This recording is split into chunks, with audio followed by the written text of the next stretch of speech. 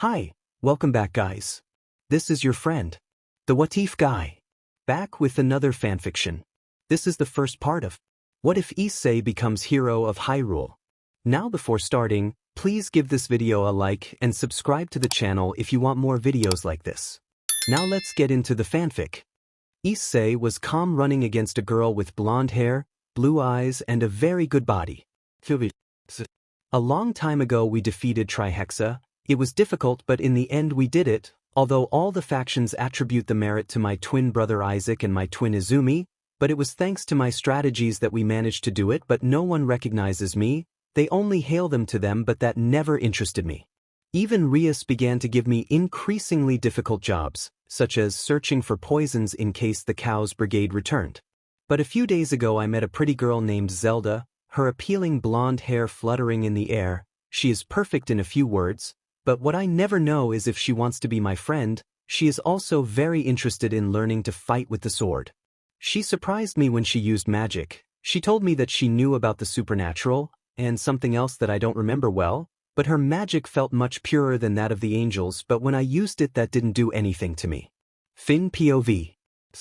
Zelda and Issei stopped on a bench nearby. They both bought a mango ice cream and started eating it. Zelda, what good times, he said happily as he brushed some hair out of his face. Issei, you're right, he said smiling while caressing her head. Zelda didn't say anything since she knew that was Issei's way of showing his respect towards the people he appreciated. Issei, so you're leaving town soon? I asked sadly. But before Zelda could respond, Surzex stood before them inside a limo. Surzex, Issei can come up quickly, we have to talk to you, he said seriously. Issei, well bye Zelda, he said sadly.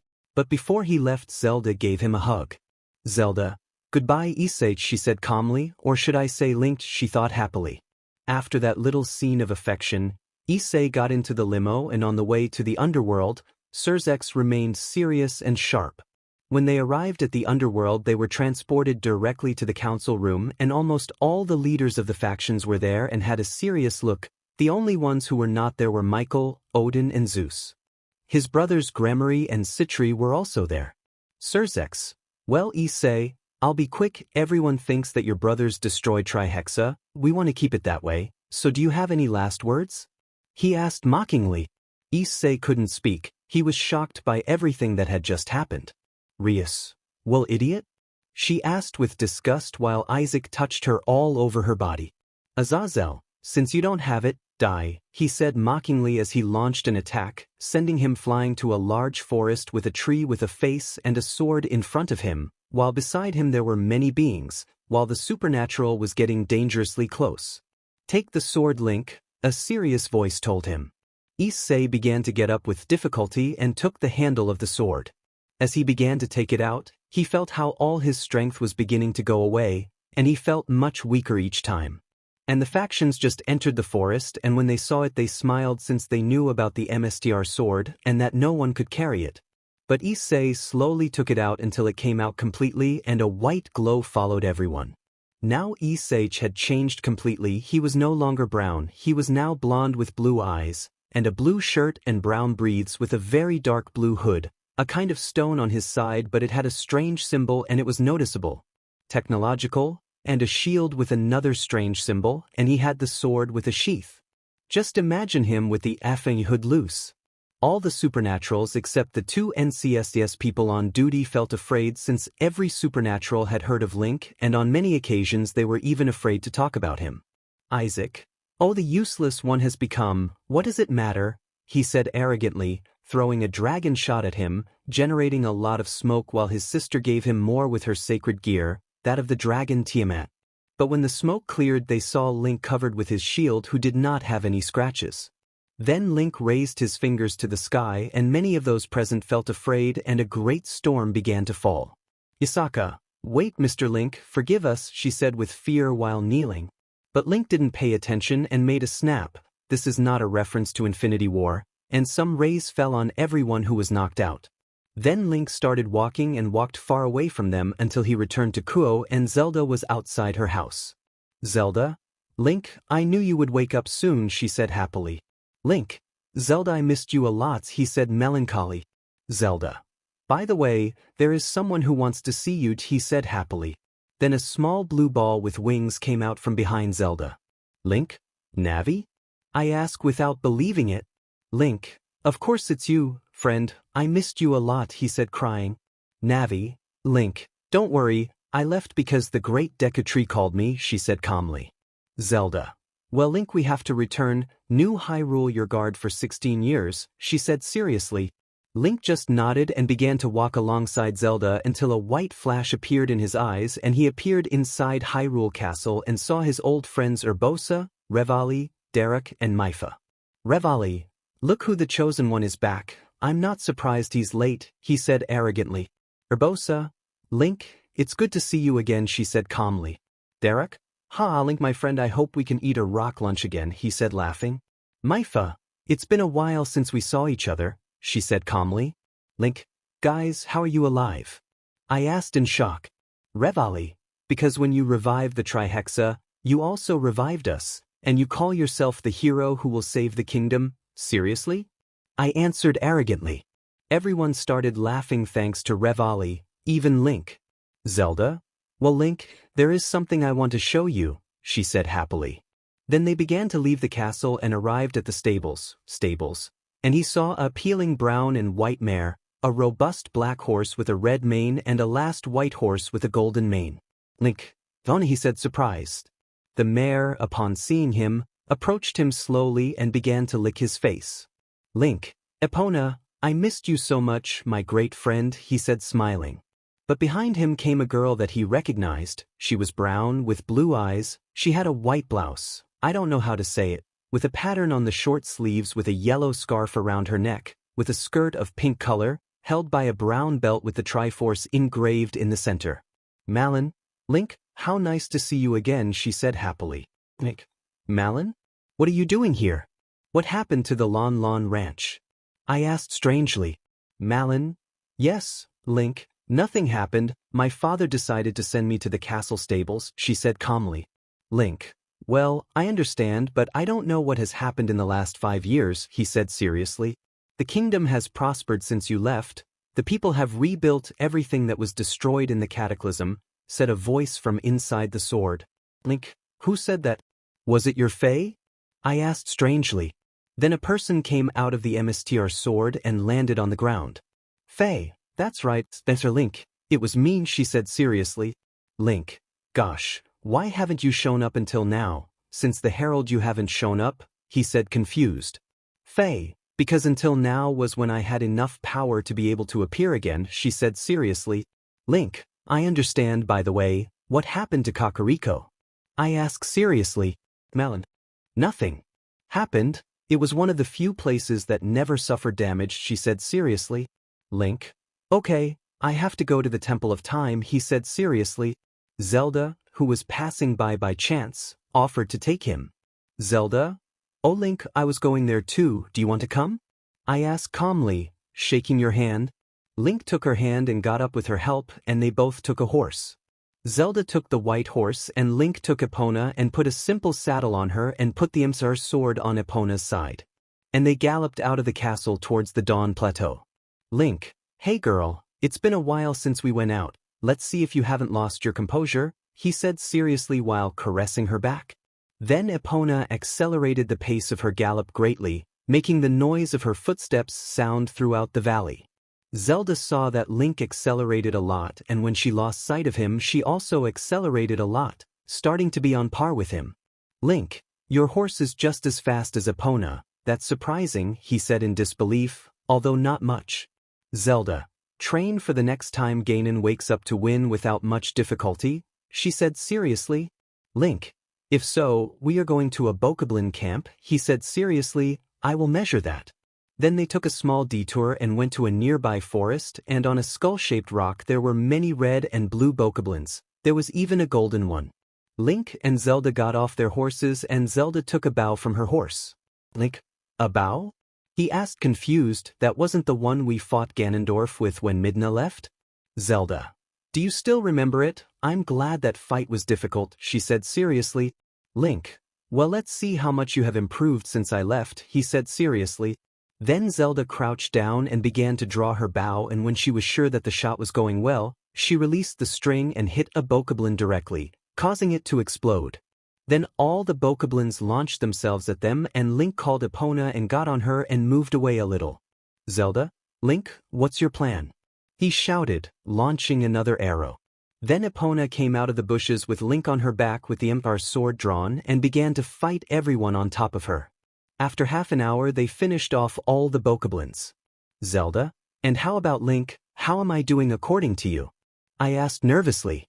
Link, you're pretty good, you've improved a lot since I left. Let's go back, I want to see what the Temple of Time is like now, he said melancholy. After that Link and Zelda got on their horses and left for their initial destination. Link, it's appealing, it looks better than before, he said happily.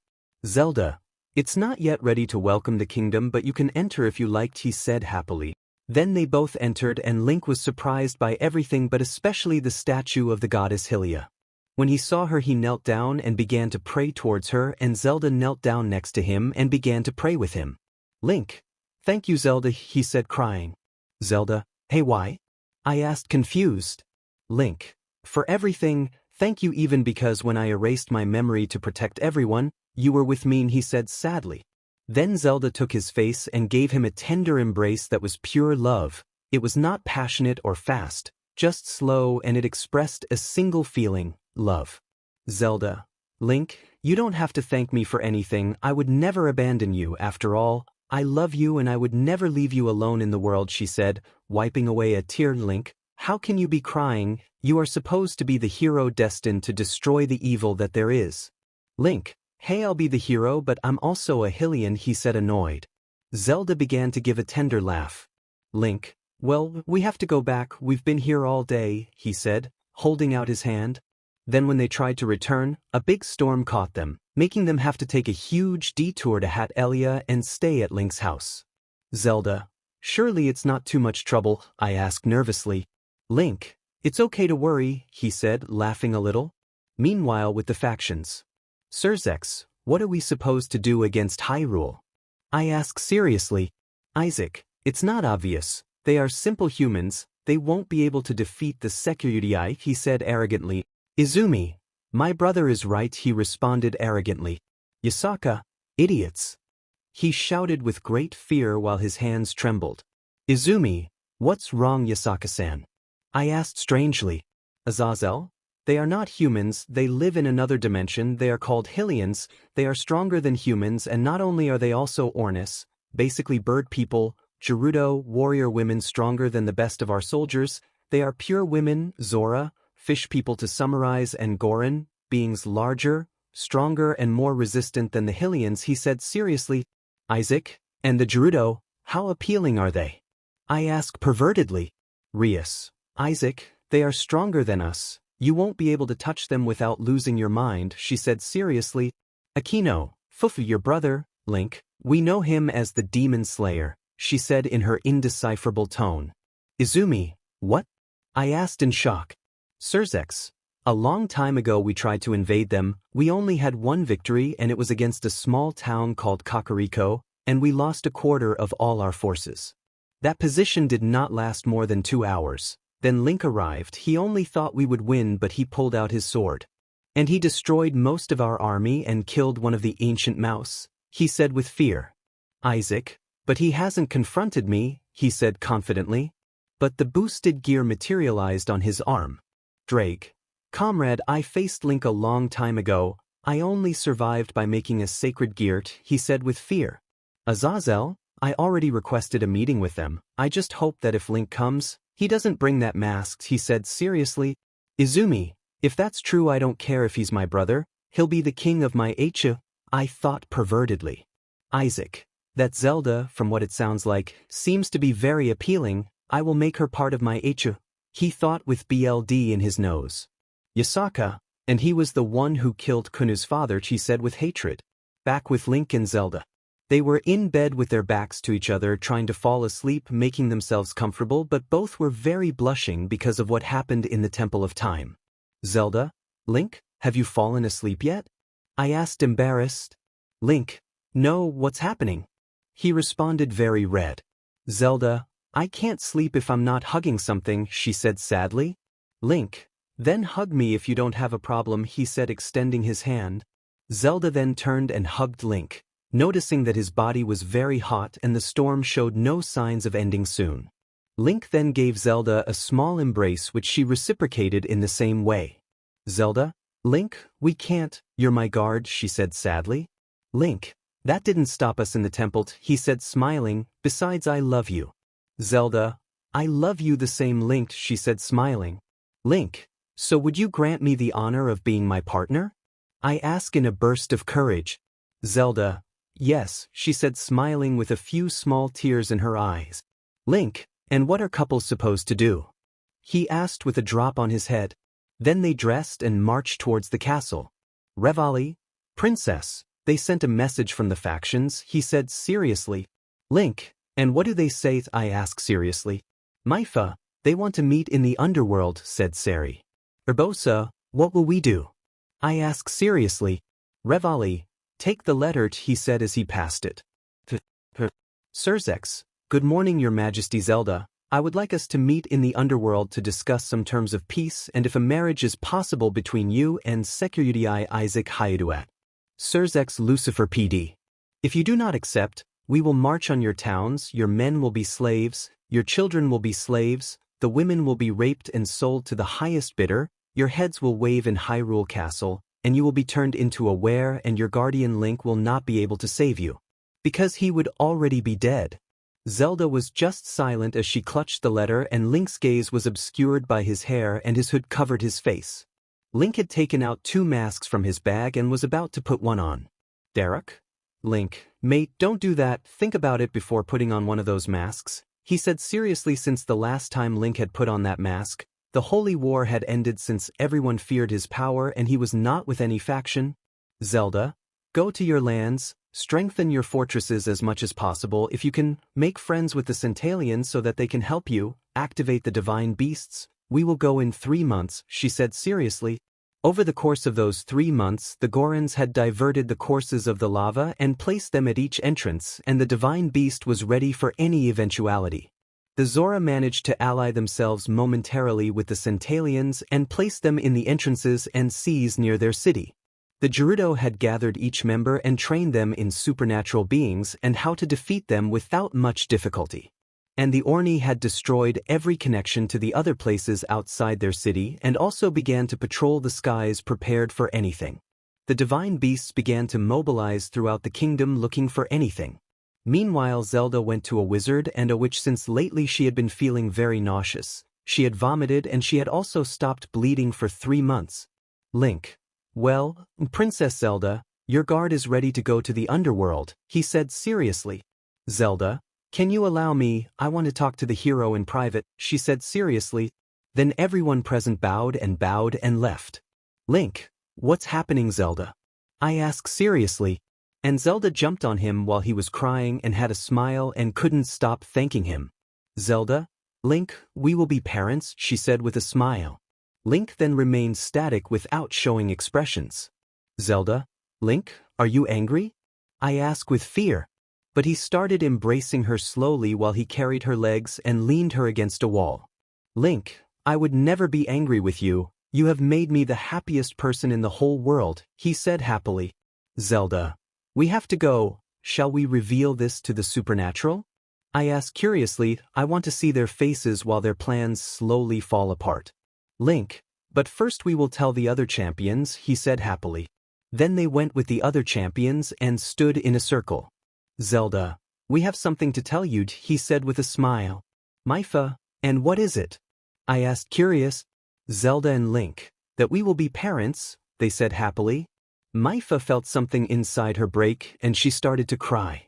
Zelda, Maifa, I'm sorry. He couldn't finish since she interrupted him. Maifa, don't worry, you won, she said sadly as she left.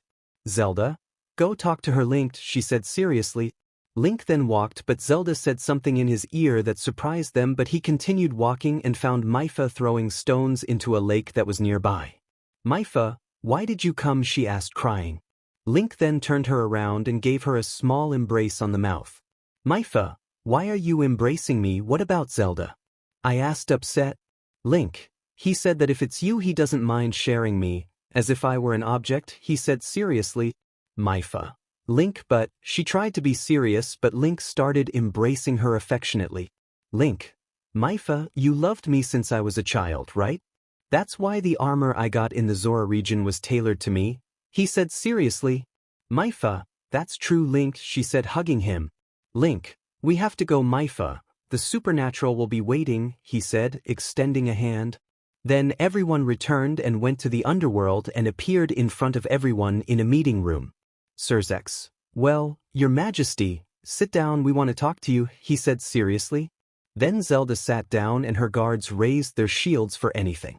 Isaac. She is appealing, she will be my wear, he thought with BLD in his nose. Everyone in the room was looking serious while Link was as cold as ice. Surzex. Shall we start? He asked mockingly. Zelda. Let it be quick Lucifer, I don't want to waste my time, she said seriously. Seraphal. The first thing would be a peace treaty with Hyrule, she said seriously. Zelda. As long as you don't interfere in our affairs there won't be any problems, she said seriously. Revali. The queen is right, he said seriously. Surzex. Okay, a SLV treaty, if it doesn't offer us anything, remember the letter, now we are more than on that occasion and stronger, he said seriously. But Zelda didn't even flinch in the slightest as if that were already waiting for him, and Link had one hand inside his bag that had a mask. Zelda. In the kingdom of Hyrule there are no slaves, only free people who work for what they see fit, she said seriously. Surzex. Finally a marriage between you and the Sekiryu Isaac Hike, he said smiling. Zelda. Link, you were with them, right? I asked curious, to which Link gave a nod. Zelda. So tell me, how do you see a P-Argent queen marrying someone who is not the father of the child she is carrying? I asked strangely. All the supernaturals opened their eyes wide and their mouths were practically on the ground. Asmodeus, if you allow me, how do we know it's true? He asked smiling since he thought he caught her. But Zelda stood up and showed that her belly was a little bulging. Isaac, who is the father? He asked furiously. Link turned to look at Zelda and she did the same and Link gave her a nod. Zelda. The father of my future child is the knight who carries the destroying sword of evil, she said seriously. Surzex. So the father is Link, he said seriously. Rias. Kiba, serious scream. Then Kiba launched himself with 2 swords to try to pierce Zelda's belly. But Urbosa with her scimitar gave him a downward cut in the CHST and one in the back that sent him directly to Myfa, who received him with a combo with her trident in the CHST and threw him with Revali, who began to fly and took out his bow and he shot him with bomb arrows. Then Derek with his gun gave him a strong blow that sent him directly with Link. Kiba, Issei, partner, help me, he said in the last moments. Kiba was covered in BLD, with severe burns, you could even see part of his organs. Link stared at him, then held out his hand only to kneel him with his neck on a chair. Zelda. For the crime of attempted murder against the Queen of Hyrule and against her future prince, I sentence you to the punishment of death, she said seriously, but she hated having to sentence someone to death. It was the first time she had done it, but she knew that I had to do it. Link then took out the Emsar sword and put it on his neck. Link. Last words? Serious whisper. And after that he lowered the sword and Kiba's head rolled, leaving a large pool of BLD. Surzex. Attack, serious shout. And out of nowhere a bunch of soldiers appeared and Isaac attacked Zelda. Isaac, I'll take that sheet out of your stomach and put mine on you, it screamed pervertedly. But the champions and Zelda fought against everyone, and in less than a minute the entire room was a large pool of BLD. Only the leaders, the Gremory and Citri, were still alive. Zelda, I hope this serves as a lesson, she said seriously as she disappeared with her guard in a flash of white. And they all appeared at Hyrule Castle. Urbosa, and now what will we do? I asked seriously. Zelda, we will get ready for war. Derek, stay in your town. Urbosa, go with Raju and watch the deserts. Revali, you and the Orni watch the skies. Myfa, you and Sidon search underwater, she said seriously. Link, and what will I do? I asked seriously. Zelda, infiltrate his troops, or cause chaos among them, she said seriously. With the factions. Zoeticus, son, what will we do? I asked seriously. Surzex, get ready to fight, we will awaken the Trihexa, she said like crazy. Tsubaki, what will we do with Kiba's body? I asked crying. Surzex responded with a ball of power of destruction, disintegrating Kiba's body under Tsubaki's astonished gaze. Surzex, he was very weak, he didn't deserve a burial, he said arrogantly, but Link appeared in the middle of the room with a mask in his hand. Zoeticus tried to kill him with his magic power, but Link raised his hand and snapped his fingers, causing a large bolt of lightning to hit Zoeticus, killing him instantly. Link, transmit this day, he said seriously while Faye came out of the sword and transmitted the event to all the factions. Hello Supernaturals. Remember me? Yes, of course you do. You are still afraid to say my name. I ask you one thing, do not attack Hyrule, I do not want to. That innocent people die before they knew me as Issei Haidu, but only the Asgardians betrayed me, the Olympians and the angels did not betray me, but how will others find out? This is why I'm still alive, so don't come, he said seriously, this will be the only time you hear me speak. Then he began to bring his mask closer to his face, making everyone who saw this hold their breath. But then Link, as he came, left without leaving any trace. And Hyrule, Zelda, Link, it took you a long time to give the statement, I don't want innocent people on both sides to die, she said seriously. Link, well, excuse me princes, he said ironically, but now what happened in the time I left? Zelda, my engineers reactivated the Guardians, and I also feel worse and worse for the baby, she said seriously. Link, can you fight? I don't want to put the life of the person I love the most at risk, nor that of my son, he said seriously. Zelda, don't worry Link, the Triforce of Wisdom didn't choose me for nothing, she said seriously. Then Link knelt down and pressed his ear to Zelda's stomach. Link, hello little one, I hope you listen to me, Dad and Mom will fight for you, I hope you are born in a world of peace, I hope you hear about the cataclysm that will be in 3 years, live it safe and sound for us and how we defeated it, he said serious. Zelda only stroked Link's head since she knew that he would be a great father, better than one would think of someone so childish. Zelda, Link, you will be a great father, I know it will be like that, but now we have to prepare for the war against the supernatural, she said seriously. Then a guard came to warn that everything had to be prepared for the defense of Hyrule, but suddenly a box arrived with a Gremory logo and a note. I hope this shows that peace could have been reached between us, but you chose the path of destruction and your entire kingdom will fall. The supernatural. Then they opened the box and inside were some severed hands that were very white and someone's head inside it. Revali, hero of the sword, what is this? He said grabbing a hand. Link, don't touch them, he shouted angrily, they belong to the only person who never betrayed me, Gasper, they are going to die, Zelda, I will kill them all. Zelda just remained silent. She was shocked that the supernatural could do that to her own people, something she would never do. She would put her own people before her since her pure heart wouldn't allow anything else. Zelda, go Link, take Revali, prepare everything, she said seriously, let's give Gasper a proper burial.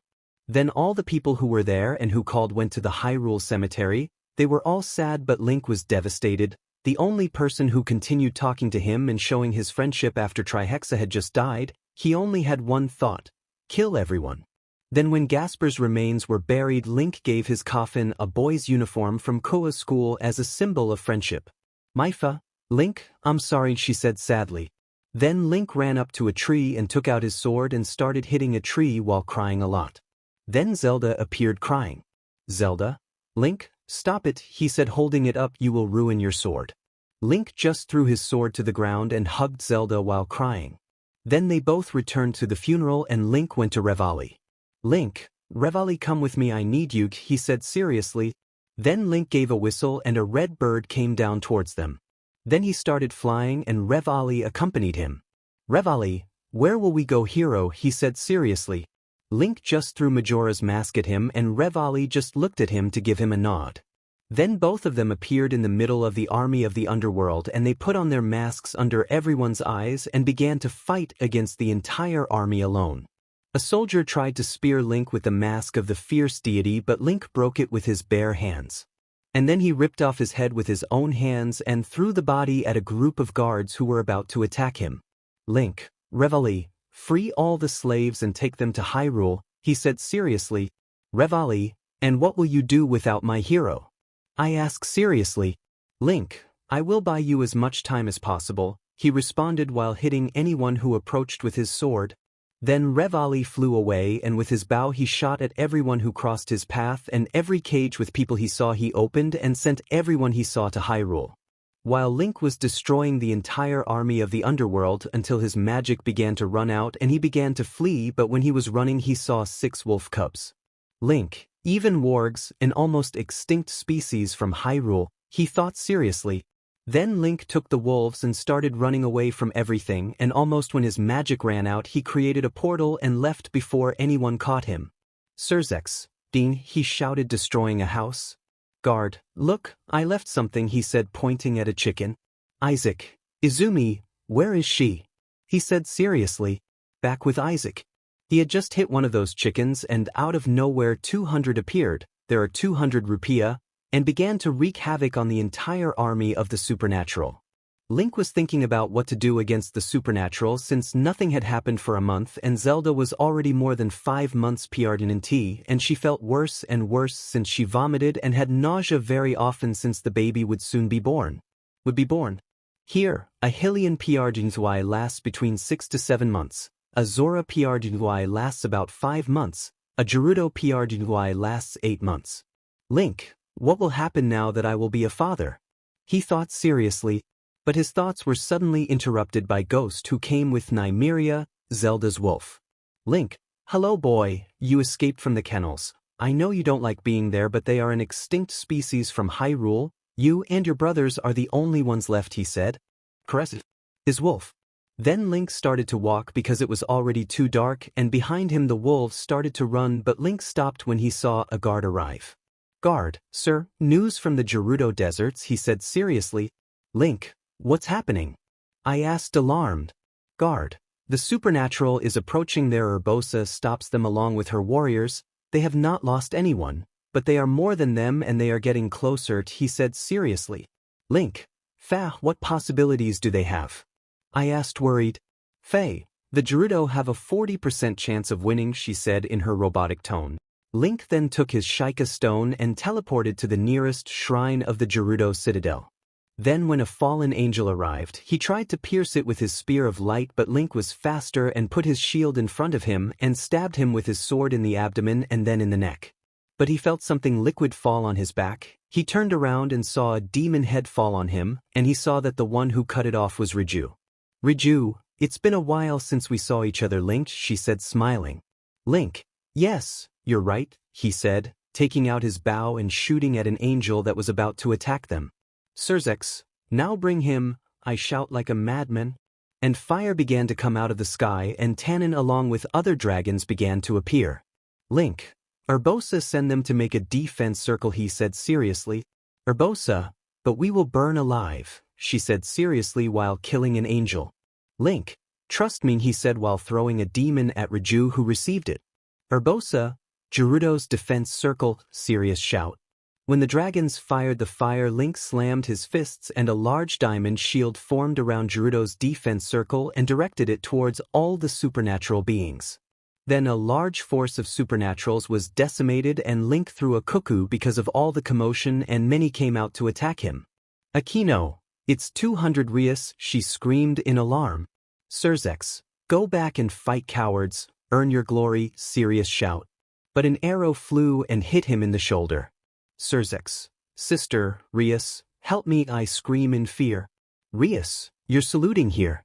Then Isaac came out and tried to get to Link but a large red beam hit him directly in the body and sent him flying. Izumi, I should be eating instead of doing this, I think I'll have my 5th being, she thought seriously. Link raised his hand, and Gerudo began to advance, killing all those who would come across them. And after 30 minutes the entire desert was a massacre and Surzex was captured as a prisoner. At night in Hyrule, everyone held Link in their arms while shouting hero, hero, hero. Even Revali, although he didn't admit it, was grateful to him. Guard, I remember when I met him, he said seriously, he was smaller than a fairy. Then everyone started laughing and Link saw Zelda come out into the courtyard and he fell out of everyone's arms and went to Zelda.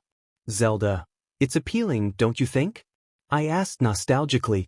Link, the moon is appealing but not as appealing as you. You are the most appealing thing I have ever seen in my entire life, he said calmly while giving her an embrace and caressing Zelda's belly. Zelda, I can't stop worrying. Our son will be born soon, and if something goes wrong during the BRH, and if he is born wrong, she said, unsure but couldn't continue because Link embraced her.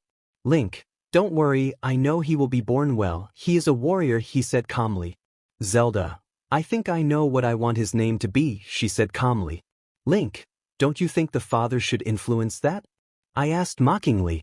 Zelda, Link, I think his name should be the same as his father's, she said looking at him with small tears.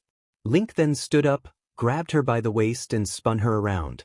Link, you have made me the happiest person in the world, Zelda. That's why I think I should ask you this, he said while kneeling. Zelda, Link, what are you doing? I asked nervously. Link then took out a small case in which there was a ring of the brightest yellow gold with a small sky blue diamond. Link, Zelda, Queen of Hyrule, would you give me the honor of being my wife? I asked nervously. Zelda was speechless. She was surprised. She expected that but she didn't expect it so soon. She thought he would ask her after her son or daughter was born. Zelda, yes, silly, she exclaimed happily as she launched herself with him, and he caught her putting her in bridal form while they both laughed and embraced. Maifa, I am also his girlfriend but I haven't told him that I also have his son inside me. Should I tell him? It's been more than 2 months now, she thought curiously. Link was walking through the dungeons of the castle while next to him came a larger ghost that reached a little more than his waist and that was not as big as a dire wolf could grow. Until he arrived at the darkest cell of all with 5 guards watching day and night. Inside it was Surzex Lucifer. Surzex, to what do I owe the honor of having the hero who carries the sword destruction of evil come to see me? He asked mockingly. Link only remained silent without showing expressions while Ghost only stuck out his teeth and made no sound other than his footsteps. Surzex, ah wargs, you don't know how much I loved that we extinguished it, but it will be nothing compared to how much I will love to RP your wife. I scream like a madman. Then Link gave a snap and the guards entered with a giant wooden X and obviously Surzex tried to resist but it was useless as Link caught him and hung him on that X. Something like that to give you an idea but upwards. Surzex, why do they do this? I ask with fear. Link did not respond. Instead a guard gave him a knife with a huge curvature at the tip. Surzex, that won't kill me, idiot, he said, laughing. But Link put the knife on one of his fingers and it went through the skin and embedded itself in the underlayer and started to skin his finger. And Surzex started to scream too much but he couldn't free himself from his restraints. Then Link went to his foot and began to skin the middle of his foot, making him start to cry a lot and scream even more in pain, but he couldn't leave those walls thanks to the thick stone walls. And Link retreated, leaving his men with that knife. Then he started to go out to the patio but Faye appeared. Faye, the reincarnation of the goddess Hylia is giving beer, she said with her robotic tone. Then Link started running around the castle and saw his wife lying in bed while trying to have their child. Zelda, Link, you came, she said with pain. Link, I would never miss the bearge of my son for anything, he said, taking her hand. Maifa, who was in the room acting as a MWF to help her friend, began to bring water. Then Zelda started squeezing Link's hand, causing him to start to be in too much pain, but he endured it for his beloved wife. Maifa, pushed, she said seriously. Zelda then began to scream and squeezed her husband Link's hand even more. And for more than 8 hours Zelda was in LBR and Link was suffering a lot from everything. Zelda squeezed his hand. Maifa, last time pushed, she said seriously. And then crying began to be heard throughout the room and Maifa took out 2 small babies and wrapped them in blankets. Maifa, congratulations, they are twins, boy and girl, she said gratefully. Then Maifa went to wash since she was very sweaty. Zelda, what will we call them, Link? I asked tiredly. Link, I would like to name the girl Hylia. The child is your decision, she said happily. Zelda, I want him to be called like his father, Link, she said happily. With that said, Zelda closed her eyes due to the exhaustion of what it took to give birth. And Link left his 2 little ones in a crib next to him and went to sleep next to him, but before going to sleep he saw a tall figure that he didn't pay attention to. The next morning they were comfortably asleep hugging each other until crying woke them up. Link stopped to see what was happening with his children until he saw that Hylia was not there and there was a lock of orange hair there. Link, I'll kill them all. He screamed in rage and anger at that moment. He was totally furious. Then Link returned to the dungeons and saw Surzex practically without skin. He was missing 4 fingers, half a right foot and 1 eye, and his hair had turned white. His appearance was very deplorable. He was missing several teeth because the guards had taken them. Beaten and barely kept sane thanks to the continuous torture to which he was subjected, and eating was an indescribable torture thanks to all those missing teeth. Surzex, King. What? Said Pain. Link, the yokai kidnapped my son, tell me why? He said seriously. Surzex, no. I know, he said crying. In the yokai faction everyone was celebrating and had Hylia on an altar. Yasaka took a knife and extended Hylia to the sky, and when she was about to kill her, Kunu's head flew across the room while Link was standing at the entrance of the shrine. Link, where is my daughter? He shouted furiously as he took the rest of Kunu's body and threw it at Yasaka. Then he looked with hatred at everyone present and saw Yasaka with her daughter in her hands. Yasaka, ha ha ha. She laughed like crazy with a madness so great that she seemed psychotic in front of everyone while she kicked her daughter's body into the fire. This useless girl was very weak, but you gave me an idea. I will raise your daughter as if she were mine. She will be stronger than the Kunu were. Then a bear-shaped yokai jumped on Link, but he only grabbed him by the head and started hitting him. Yokai, oh! He shouted with a lot of pain and a few tears in his eyes, stop and I will give you what you want, women, money, whatever. But Link stuck his thumbs in his eyes. Yokai, oh! Grito Lorado. And then the yokai's head ended up exploding. Link, who's next? He asked, cold as ice and with a sharp look on all of them. Then 5 guards rushed at him, but he grabbed one by the neck and had his partner stab him, and he took out his Emsar sword and cut them both down at the same time. The other 3 jumped at the same time, and Link took advantage of that by snapping his fingers and causing lightning to fall on them, killing them instantly. Yasaka, get out of here, monster, leave me with my daughter, he said with hatred while, without anyone knowing, he took out a knife. Link, I will leave as soon as they give me my daughter, he said seriously. Then a yokai tried to cast magic through a magic circle, but Link put up his shield and deflected the attack towards many yokai, among which were children, women, and the elderly, but of course Link didn't know that, and he had no intention of killing them, but that was his revenge. Yasaka, I said you left me with my daughter. He shouted with hatred as he threw his knife at Link, who did nothing and let it hit him. Yokai, ha ha ha ha, laughs mockingly. But he fell silent when Link appeared in front of him, and they both stared at each other, but Link easily slammed his head against the wall, killing him instantly. Then Link took out his Emsar sword and another yokai tried to attack him, but Link just passed by and the yokai was sliced into small pieces out of nowhere. And out of nowhere Link, with super speed, reached Yasaka and hit her strong in the stomach. Link, I will kill all of you, he said seriously while cutting off the head of a hidden yokai that tried to kill him. Then Link disappeared in a golden flash and appeared in front of Zelda, who was very worried. Zelda, upon seeing her fiancé with her little daughter in his arms, began to cry on his shoulder. Link, now Zelda, I brought our little Hylia, he said calmly while wiping her tears. Zelda then gave him a big embrace on the mouth, and after separating, she took her little daughter in her arms and began to shed some tears. And when she saw her fiancé again, she realized that he was no longer there. Zelda, kill them all, Link, I think seriously. The yokai were worried and crying, but they also had their guard up.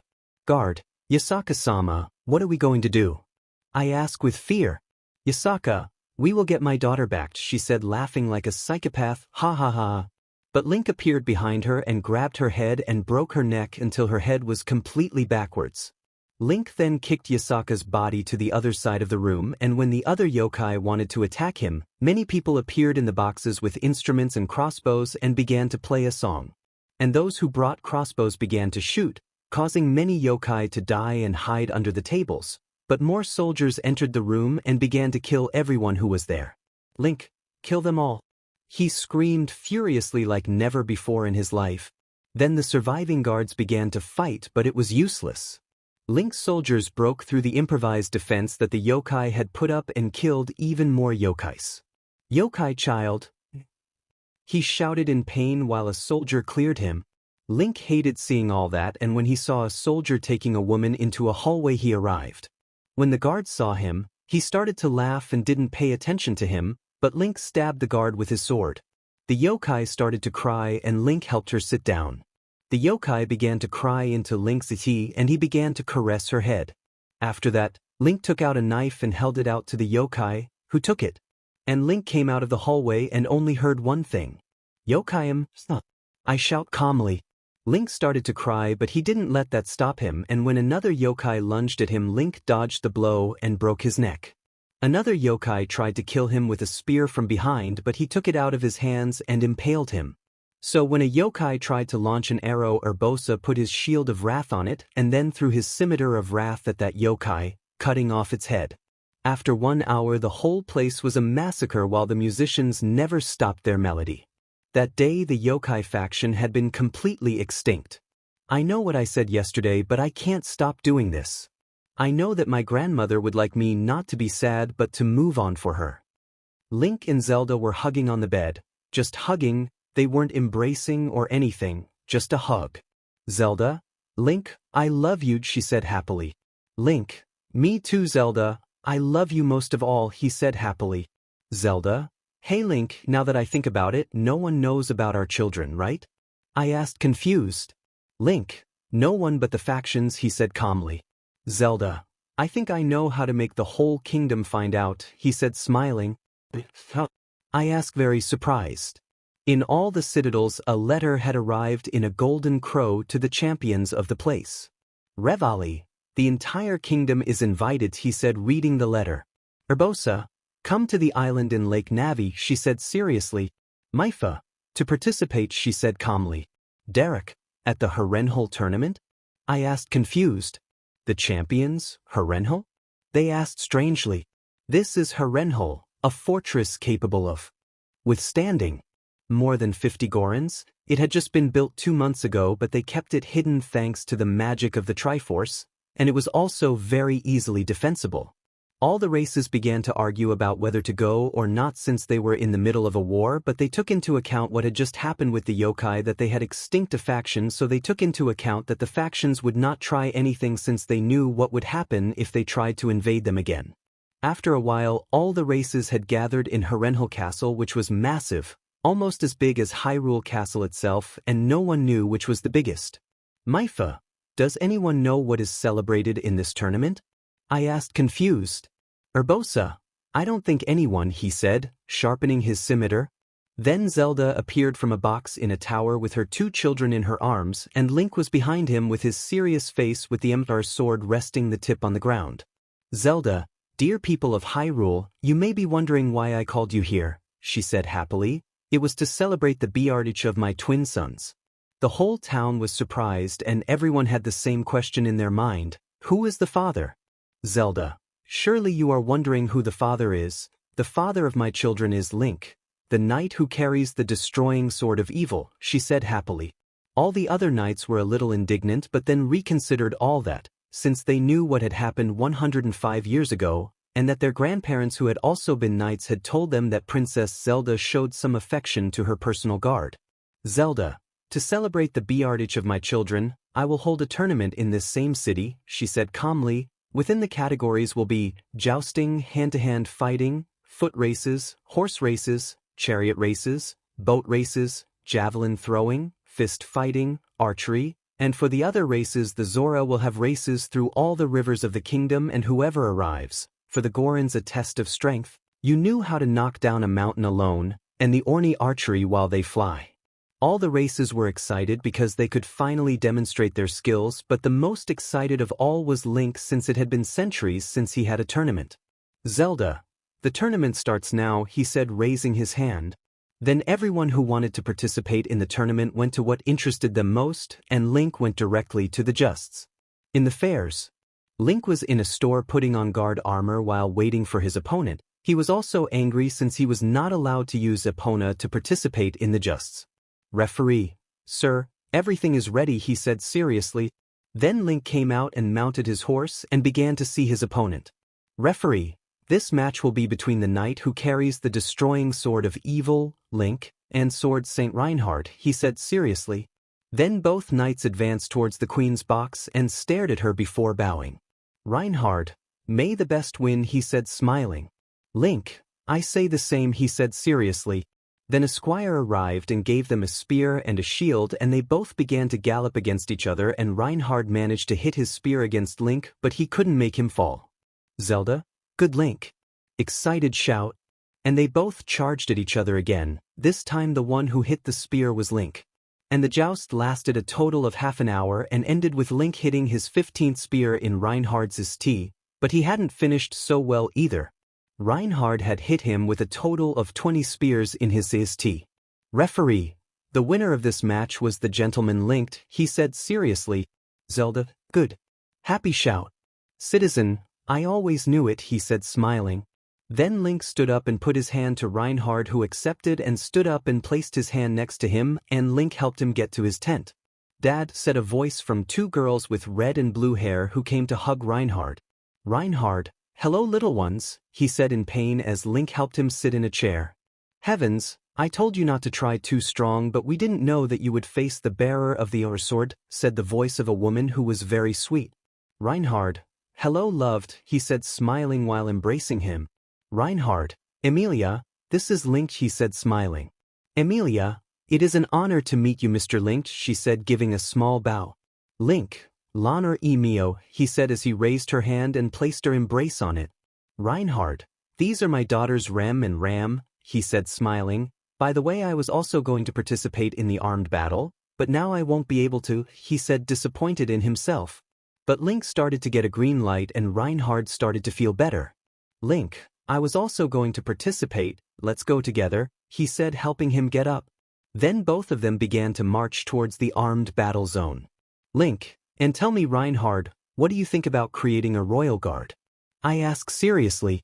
Reinhard, what are you talking about? I ask seriously. Link, let the best warriors from all over the kingdom gather to make Queen Zelda's royal guard, he said seriously. Reinhard, and why are you saying this to me? I asked strangely. Link, because I want you to be from the royal guard, he said seriously. Reinhard, what? I asked stunned, literally I was very confused. Link, if I want you to be one of the royal guard we would be 10 members, I already have 4 acquaintances, I think you will know one of them, he said seriously. Reinhard, who would be the other 4?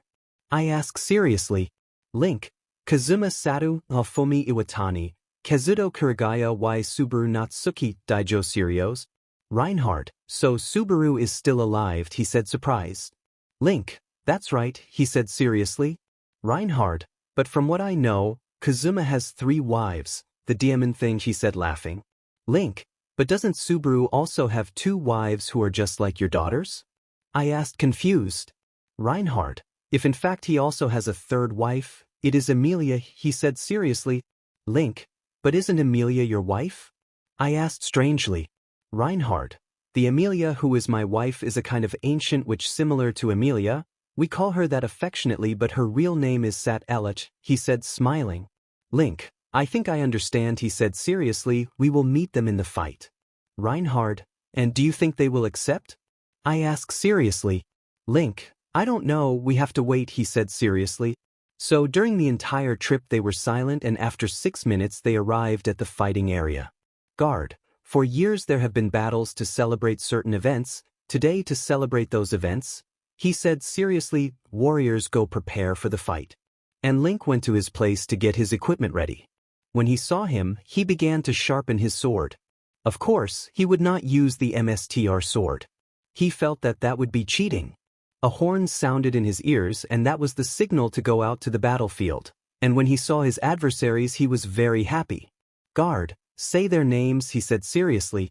Kazuma. Kazuma Satu Daijo Neutral. Naofumi. Naofumi Iwatani.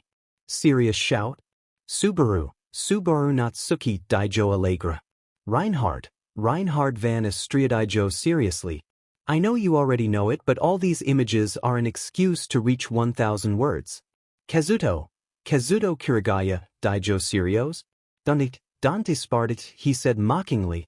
Virgil Sparta, he said seriously. Hanma's Trey said seriously. Jack Hanma, he said seriously. Just imagine them with an armor of your choice like everyone else. Guard, and their weapons? Incredulously. Baki, hey, my fists are stronger than many weapons, he said while stretching his arms. Guard. Okay, she said, not very convinced, let's start. And Link at great speed went against Reinhard, who stopped him with his sword out of pure luck and then returned the blow with his hilt and gave him a direct move to the Issei that Link managed to stop thanks to his shield. While Kazuto was fighting against Naofumi, who miraculously protected himself behind his strong shield from Kazuto's devastating blows, it was not for nothing that they called him the fastest of all, but Naofumi had the title of best defense. Subaru was in a sword fight against Kazuma. Both of them were on par, and despite their appearance, they were one of the best warriors in all of Hyrule, but both were already very sore. Dante was fighting against his brother Virgil, who easily broke a wall on the battlefield, and everything would have been worse if Dante had not blocked the blow with his own sword.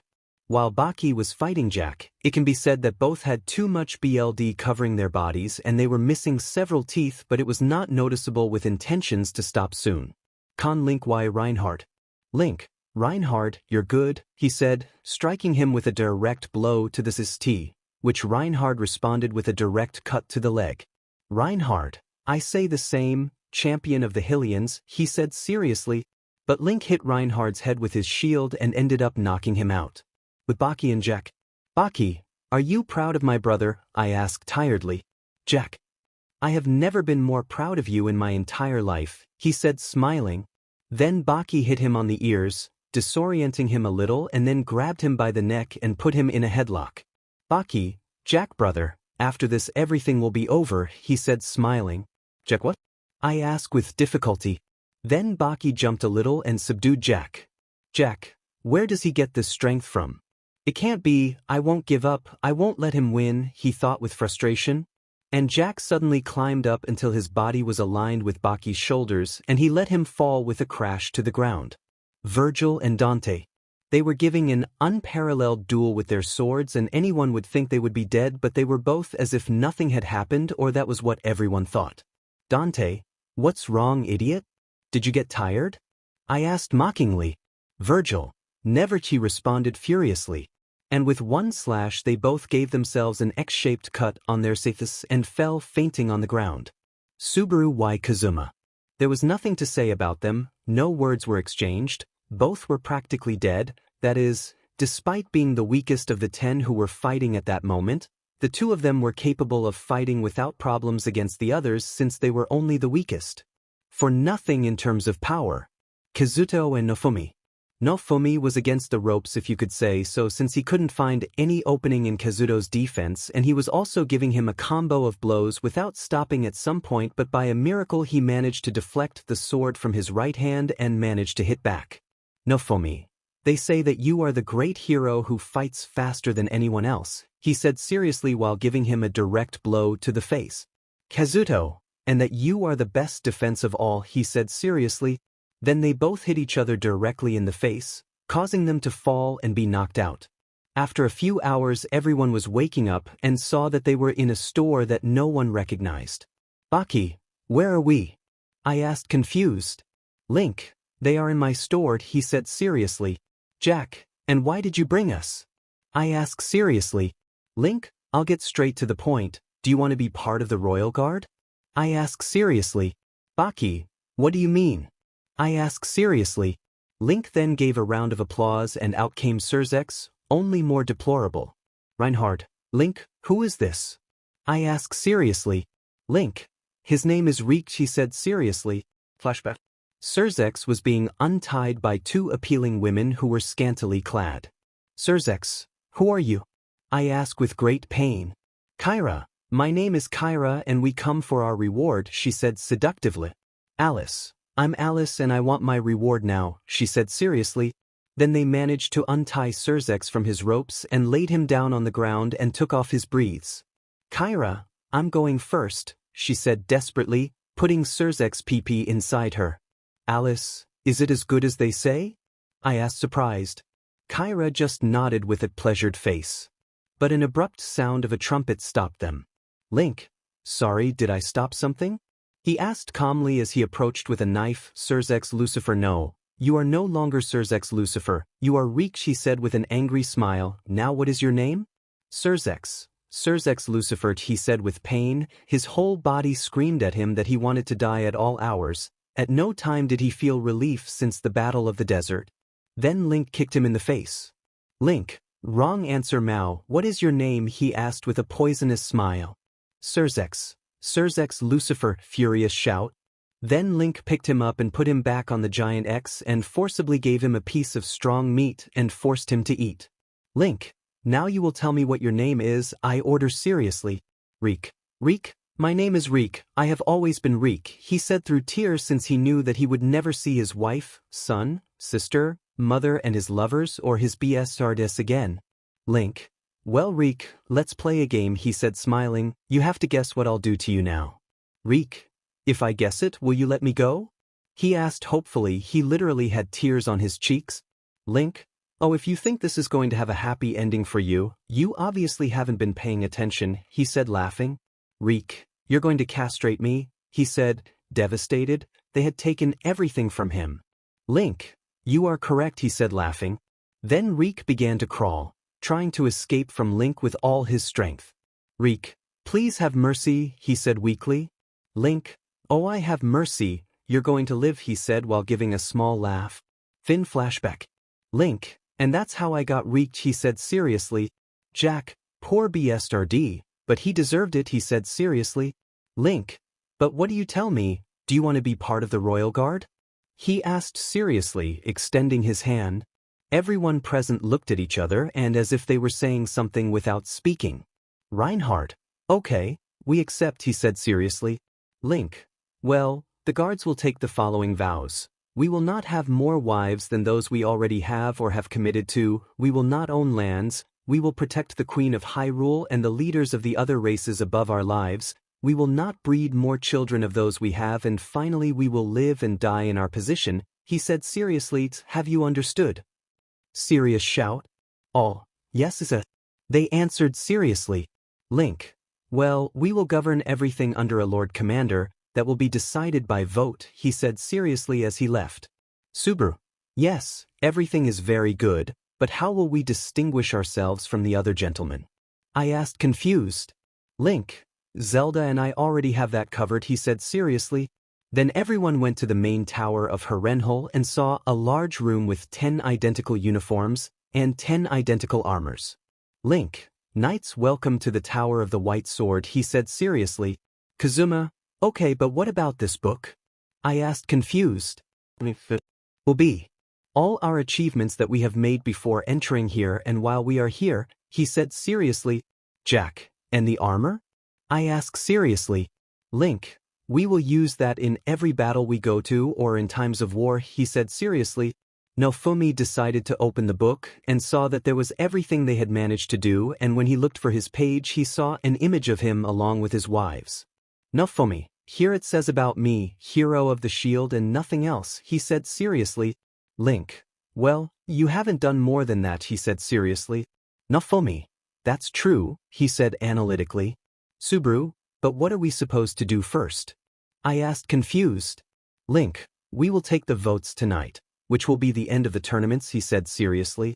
So throughout the day they were practicing what they did and their main tastes until night came and the tournament ended and a great feast was held.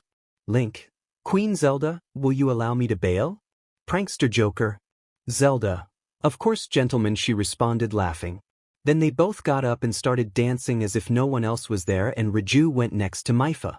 Raju, does it still hurt? I asked worried. Maifa, no, it doesn't hurt anymore, thank you for asking, I answer calmly. Raju, you should tell him that you are Peony, she said tiredly. Maifa, you're right, she said calmly. Then they realized that Link was no longer dancing with Zelda but was now in front of them. Link, Lady Maifa, would you allow me this dance? I asked with a little nervousness. Maifa, yes of course, she said happily. Then they both began to dance quietly while a quiet melody. Maifa, Link, I have something to tell you, she said nervously. Link, and what would it be? I asked calmly. Myfa, I'm Piardin Teach, she said happily. Then Link did not respond with words but gave her a tender embrace on the mouth while they continued dancing. Link, right now I can't express my happiness, he said excitedly. How much time do you have? Myfa, 3 months, she said calmly. Then Zelda stood up and extended her hand, calling for the royal guard to take their vows. Zelda, do you swear to protect the kingdom above all else? I asked seriously. Gentlemen, we swear it, they responded seriously. Zelda, do you swear not to take another wife than the one you already have? I asked seriously. Gentlemen, we swear it, they responded seriously. Zelda, do you swear not to beget more children than you already have? I asked seriously. Gentlemen, we swear it, they responded seriously. Zelda, rise royal guards, she said seriously. Link was nervous while his friends and Revali were next to him while he was with a small wooden pipe while his friends were looking at him. Reinhard, come on, it's not a big deal, you're getting married today, aren't you happy? I asked nervously. Link, yes, but I don't know what I will do if I don't make her happy. I asked alarmed. How did Nofumi not be nervous at your 5 weddings? Nofumi, I have no way of telling you. I was always nervous in the 5 weddings I had, he said seriously. Dante, even during bed rest? I asked curious. Nofumi just gave a nod and Dante gave a loud whistle of shock since he wasn't expecting that. Link, Demon, what will I do? He thought nervously. Virgil, don't you have 2 children with her? I asked seriously. Link, yes, what's with that? I asked without understanding. Kazuma, if you already have children with her, why are you so nervous? He said confused. Link, how can you say that? You also have children and weren't you nervous at your weddings? I asked strangely. Kazuma, not on a single occasion, he responded nonchalantly. Subu, me neither, he said calmly. Link, and you Reinhard? I asked hopefully. Reinhard, no, he said calmly. Then Link fell silent a little while some small black lines with an aura while he was in a corner. Revali, gosh, this is the hero who will defeat Ganon with his ridiculous little sword, confused press. Kazuto, I was nervous during my wedding, he said calmly. Then Link turned to look at him happily. Link, and tell me what you did to get rid of those nerves? I asked seriously. Kazuto, I jumped headfirst, with nothing, into the ravine full of water, which I found with many rocks to hit me, he said seriously. Then Link took out his Sheikah stone and searched for an area like the one Kazuto said and found a perfect one. While with the other royal guards. Jack, and you really did that? I asked seriously. Kazuto, no, I don't believe he would believe that, but I don't think he will, he said smiling. Baki, you're a BCD you know, but a very funny BC, he said nonchalantly. Dante, oh I have to do something, does anyone have a cigarette? I asked calmly. Then Virgil handed him Link's pipe and when he put it on he felt that his body was much heavier than before. Returned with Link. He was concentrating and then he dove head first. Link, he shouted as he launched himself and when his head touched the first rock he shouted even harder. And he was falling for more than 5 minutes with blow after blow and fall after fall, all his nerves were leaving him. Myfa, these flowers are not found in the Zora Citadel. You see Sidon, she said smiling. Sidon, yes I think I understand you sister, he said smiling. It was something they started to hear and kept watching. Sidon, did you say something? I asked confused.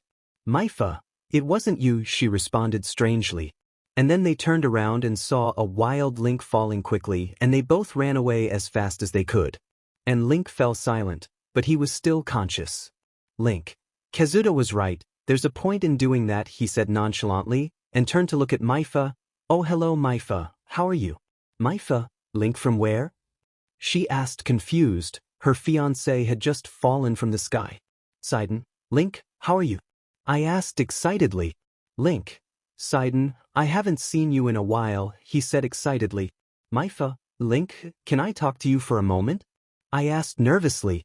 Then they both went behind a stone and Myfa began to heal Link while he was neutral and thinking about their wedding, which will be in 3 hours. Myfa, nervous about your wedding? I asked calmly. Link. I was before, but I jumped off that ravine and I no longer have nerves, he responded calmly. 1 hour later. Link was in front of Kazuto, who was on the ground catching his breath while Link only looked at him seriously and had a bottle of wine in one hand. Link. You better think about what you will say next time, because there may not be any, he said seriously. Subu. Link, you better have some wine, he said nervously. Link then reluctantly took the cup from Subaru's hand and felt different than it normally did. Kazuma. Better put on your royal guard clothes, he said nervously. Then Link changed completely and went dressed as a royal guard to his wedding. He no longer had any nerves thanks to the joke that Kazuto played on him. Link, there's only 1 hour left until the wedding, he thought seriously. But while he was walking, Faye started talking to him. Faye, MSTRI detected a 30% probability of attack by the demons on Kakariko, which now has walls, she said seriously. Link, if that happens, I will send Reek to surrender the fortress, he said seriously. Then he realized that there were only 50 minutes left until the wedding and that it would be at the Temple of Time on the Dawn Plateau. And as if it were lightning itself, he went straight to the stables and saddled Epona and galloped out of there. But halfway there Epona began to slow down and drooled a lot from her mouth. Decided to leave her at a post and took his Sheikah stone and summoned his Hylian Alpha motorcycle. And in less than 10 minutes he arrived at the Temple of Time and prepared for everything and left the Emsar's sword in the hands of his best friend, Reinhard, and his Hylian shield in the hands of his other best friend, Nalfumi, while in the underworld. Serog felt pain without knowing why that was. And after 20 minutes the ceremony began and Zelda arrived with her blue dress making her look perfect in Link's eyes, and even more so with her appealing blonde hair waving while the air gently shook it, so blonde that the sun would be afraid to come out already. That her hair paints the landscape better than him, and her appealing blue eyes, so blue that the most crystalline water and the clearest sky would be envious of her eyes. While Reinhard handed him a cloak with the symbol of the royal family of Hyrule, and a servant of the goddess Hylia came out. Servant, and in the presence of the goddess Hylia and the 3 golden goddesses, in these moments I seal these 2 souls, uniting them as one for all eternity, he said while placing a strip of white cloth in their intertwined hands. Now look at each other and say the word. And Zelda and Link turned to look directly at Link and Zelda. Hylia, Din, far I am yours / I am hers, and she is mine / and he is mine from this day, until the end of my days, they said happily. And then Link and Zelda gave each other a little embrace while everyone applauded and celebrated Link and Zelda's marriage. Then Zelda turned around and Link took the cloak that Reinhard gave him and put it on his back, implying that Zelda is now under his protection.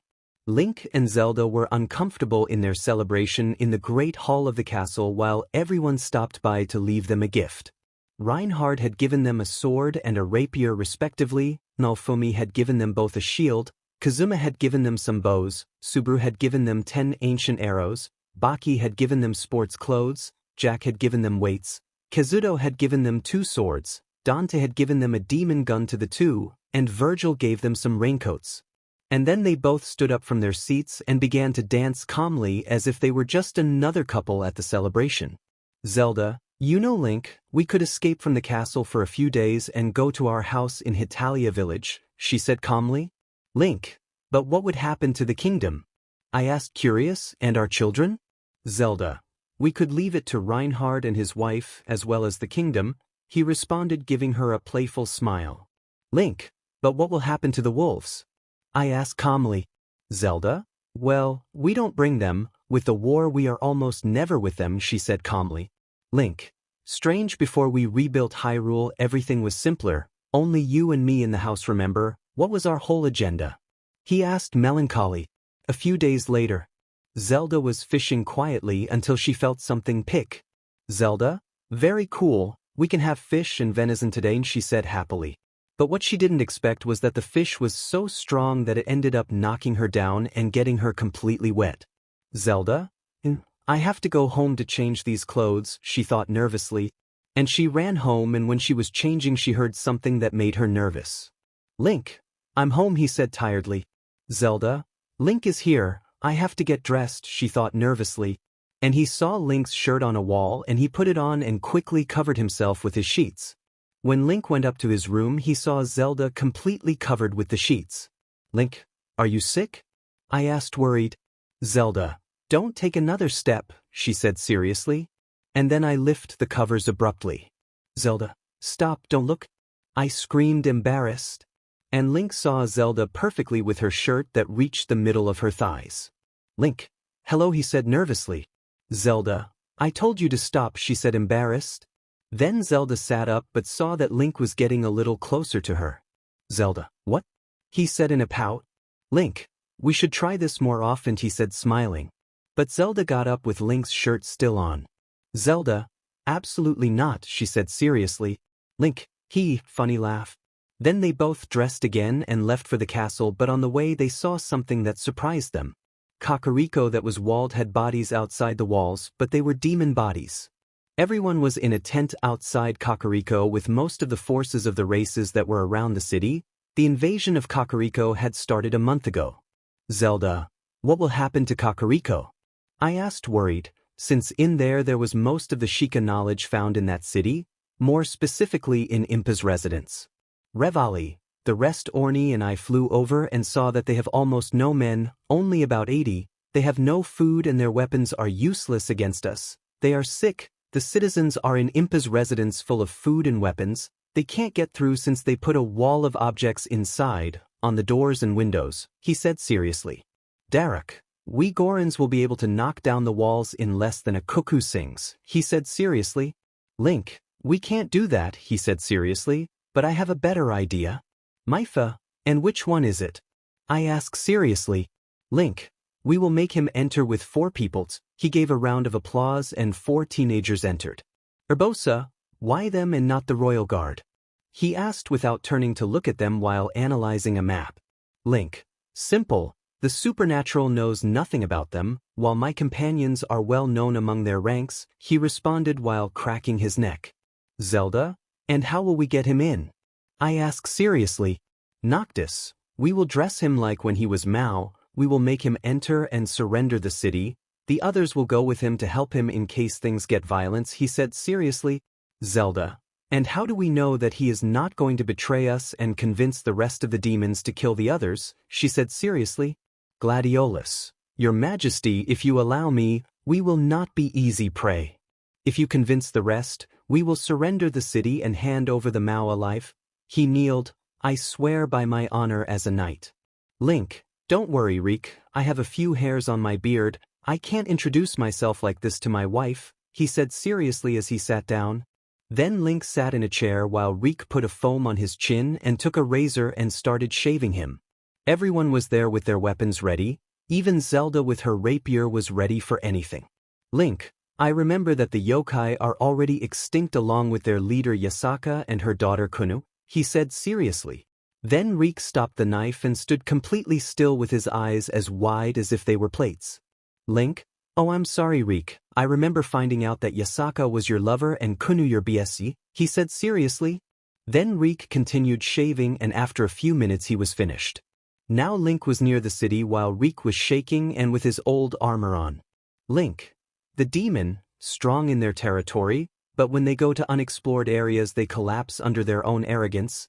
They should know that, unfortunately they are not too smart, he said, feigning impression while putting on the armor. What will you tell them? Reek, I am Surzex Lucifer, current Mao Lucifer, son of Zeoticus Gremory and Venelana Baal, one of the 4 Maos of the underworld, he said seriously, but with a little while Link put a glove on him. Link, then, are you really? I asked seriously. Reeks, he responded seriously and nervous at the same time. Link, are you sure? I asked seriously. And Reek gave him a nervous nod. Link, he looks very much like a Mao, imposing, proud, he said seriously. Reeks, he said seriously. Link, until when? I asked seriously.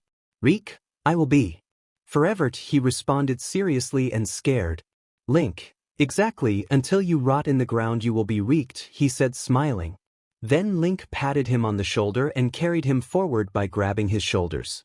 Link, remember what you are and what you are not, give us back Kakariko, he said seriously. Then Reek was passing through the crossing, on horseback holding a white flag, which was between both places that was full of dead demons and at least 3 dead people from Kakariko. There was also one or another horse eating on the little grass that was around. There is, and that field was a feast for crows.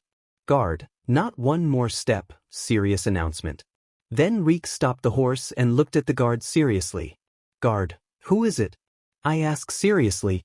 Now Reek was entering through the door of the villa, with the horse being led by a man while he saw around him how the corpses were piling up until he had to get off, and they took him with a bald guy who looked to be around 47, and he looked sick, apart from the fact that his men helped him up.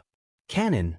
I am Cannon, commander of the detachment, he said with difficulty, which was logical since he had 5 huge sutures and was missing an eye, and you say you are Surzek's Lucifer? Reek. Yes, he answered seriously. Cannon, and why should I believe it? As far as I know, Surzek's, Lucifer has red hair, you have white hair, and you're missing an eye just like me, he said with difficulty. Reek. Zeoticus Gremory conceived me in the underworld, I am the Mao Lucifer, I am his leader, he said seriously, I swear by all the Maos, what is dead, cannot die. Soldier. What is dead, cannot die, they repeated seriously. Cannon. And if you are my leader, why do you march with the hosts of Hyrule? I ask seriously. Reek. Ser Link arrested me after the Battle of the Desert, he sent me to negotiate in good faith, he said seriously, as his compatriot that I am. Cannon. And what the hell does Ser Link want, he asked with his eyes downcast and a tired voice. Then Reek took out a letter with the seal of the royal family of Hyrule and Cannon began to read it. Reek. They are decimated by diseases, they are inferior in number and they are hundreds of kilometers from the underworld. Ser Link implores you to defend your men and abandon this village that they can no longer defend. Do so and Ser Link will be just as he has been with me. He said seriously the Hylians will give them safe passage to reach the underworld. Cannon. What they want is for us to give up, he said seriously and furiously since they were children they were taught to never give up. Reek. I and the other Maos, your leaders, surrendered years ago before your Majesty Zelda, we knelt, there is no shame in it, he said seriously, we fight with honor like you.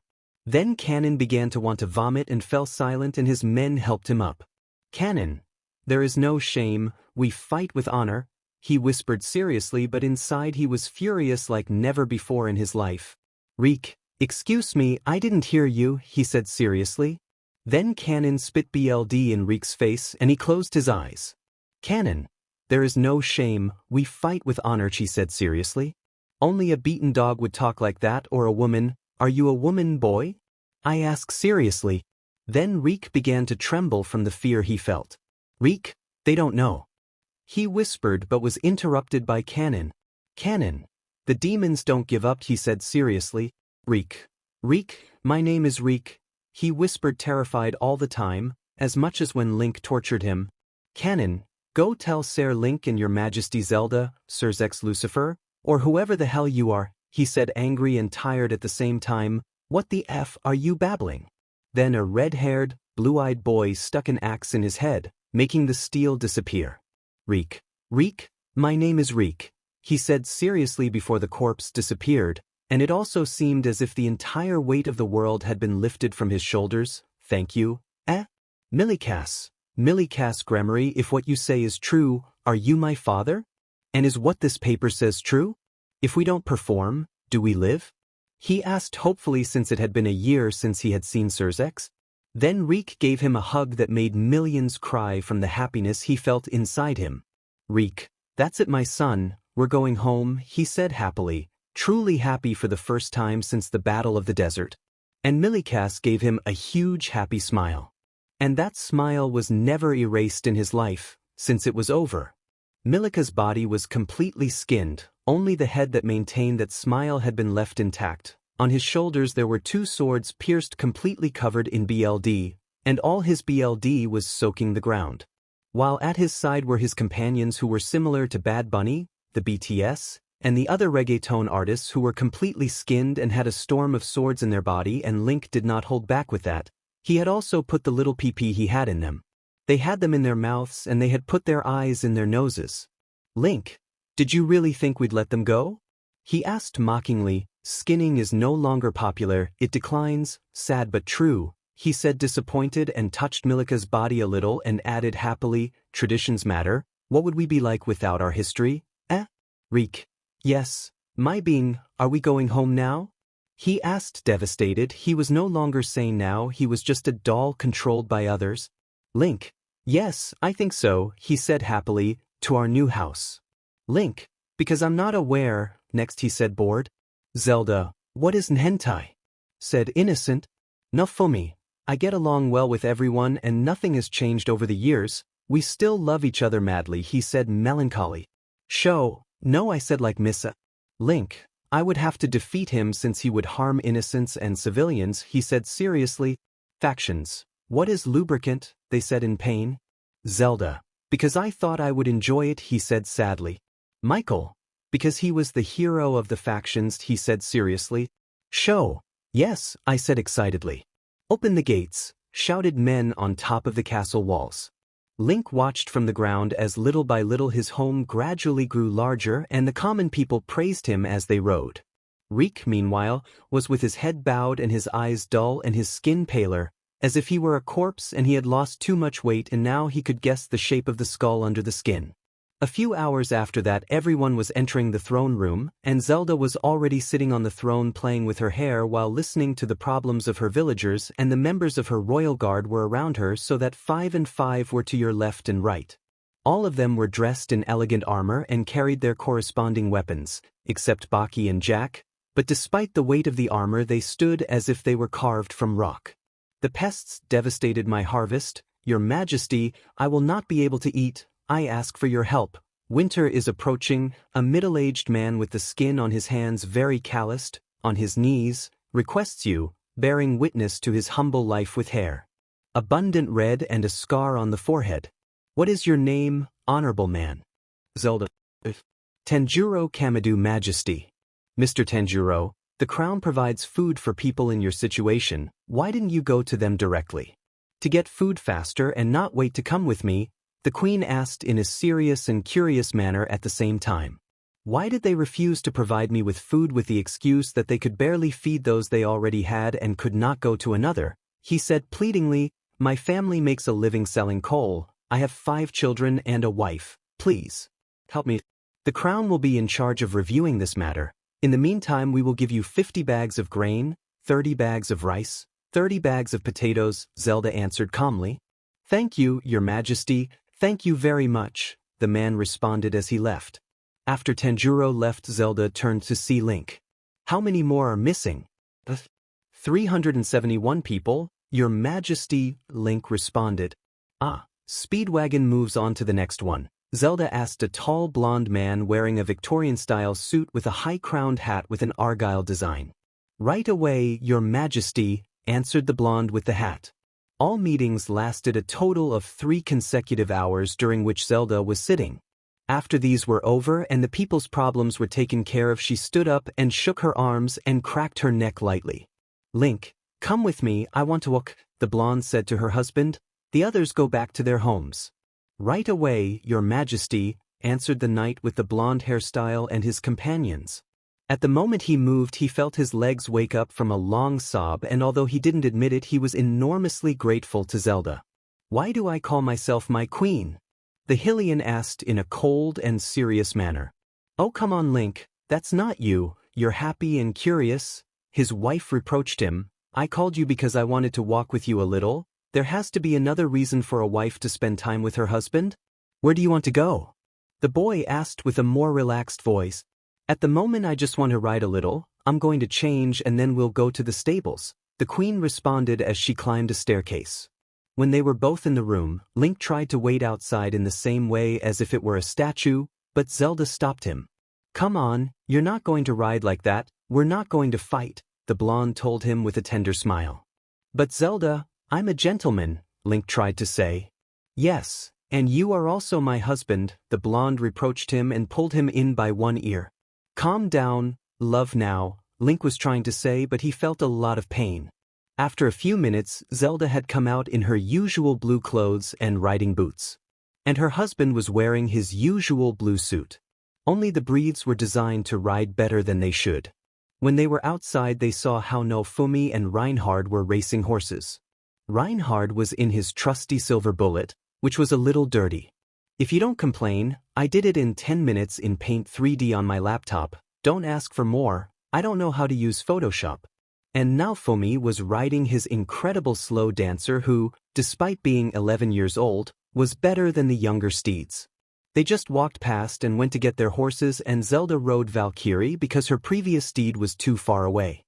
And when Zelda was on her horse they both set off at a slow gallop as they passed through the city and saw how it prospered despite the war and everything that was happening recently with the demons and the guerrilla war that the supernatural was trying to wage on against them. When they left the city Zelda snorted and began to speak. "You know this war has cost many lives," Zelda said bitterly. "Not only demons, angels, fallen and all that, also Hylian lives. I know it and it hurts me too. It hurts me that every drop of blood spilled is a father, a brother, a son who will never be seen again," said Link. "Sometimes I am cruel, I know, but it is because I don't know what else to do. I don't know how to behave in this war." His hand started to shake. "I know it too, those executions have to be done. We don't do this for pleasure or anything similar. Love, it hurts me too," Zelda told him. I know, Link said repeatedly, "but I'm afraid." "Afraid of what?" his wife asked him. "Afraid of dying, afraid that you will die, afraid that something will happen to our children, afraid of not being able to help my brothers, afraid of killing more demons, afraid of continuing with this dead species war." He started to cry. "Look at me, you must think I'm weak and useless for being like this, a great gentleman crying." Link looked up and saw Zelda in front of him and hit her a little strong on the cheek. "Never say that, Link," Zelda told him. "You are not weak, you are not useless. You are Link, I don't know anyone stronger than you." Link was just wide-eyed. "Don't ever say that again, please," she said seriously. "I think you're right. For now, let's walk again." "I need more air," said the blonde. "If you're right, let's continue," his beloved responded. They spent hours walking the horses and chatting about trivial topics. When they both noticed that the horses were a little tired, they got off the saddle and Link climbed a tree and grabbed an apple and put his legs on a branch and stood upside down while he ate. "Do you know, Link? This is very relaxing, just walking around and doing nothing else," said the blonde. "If this is very happy, I wish these little moments would last forever," said the one who was upside down and jumped down from the tree a little and did a somersault to land on his feet. Zelda just sat on a rock that was next to the tree and Link approached her and lay down to put his head on her lap and she began to untangle his hair with her hand. "The sky is appealing," said the blonde. "Yes, but it can also be cruel," answered the one who was sitting. "Just like me sometimes," Link said with a small laugh. "Yes, love, just like you." Link turned to look at her and she lowered her head to place an embrace on his mouth.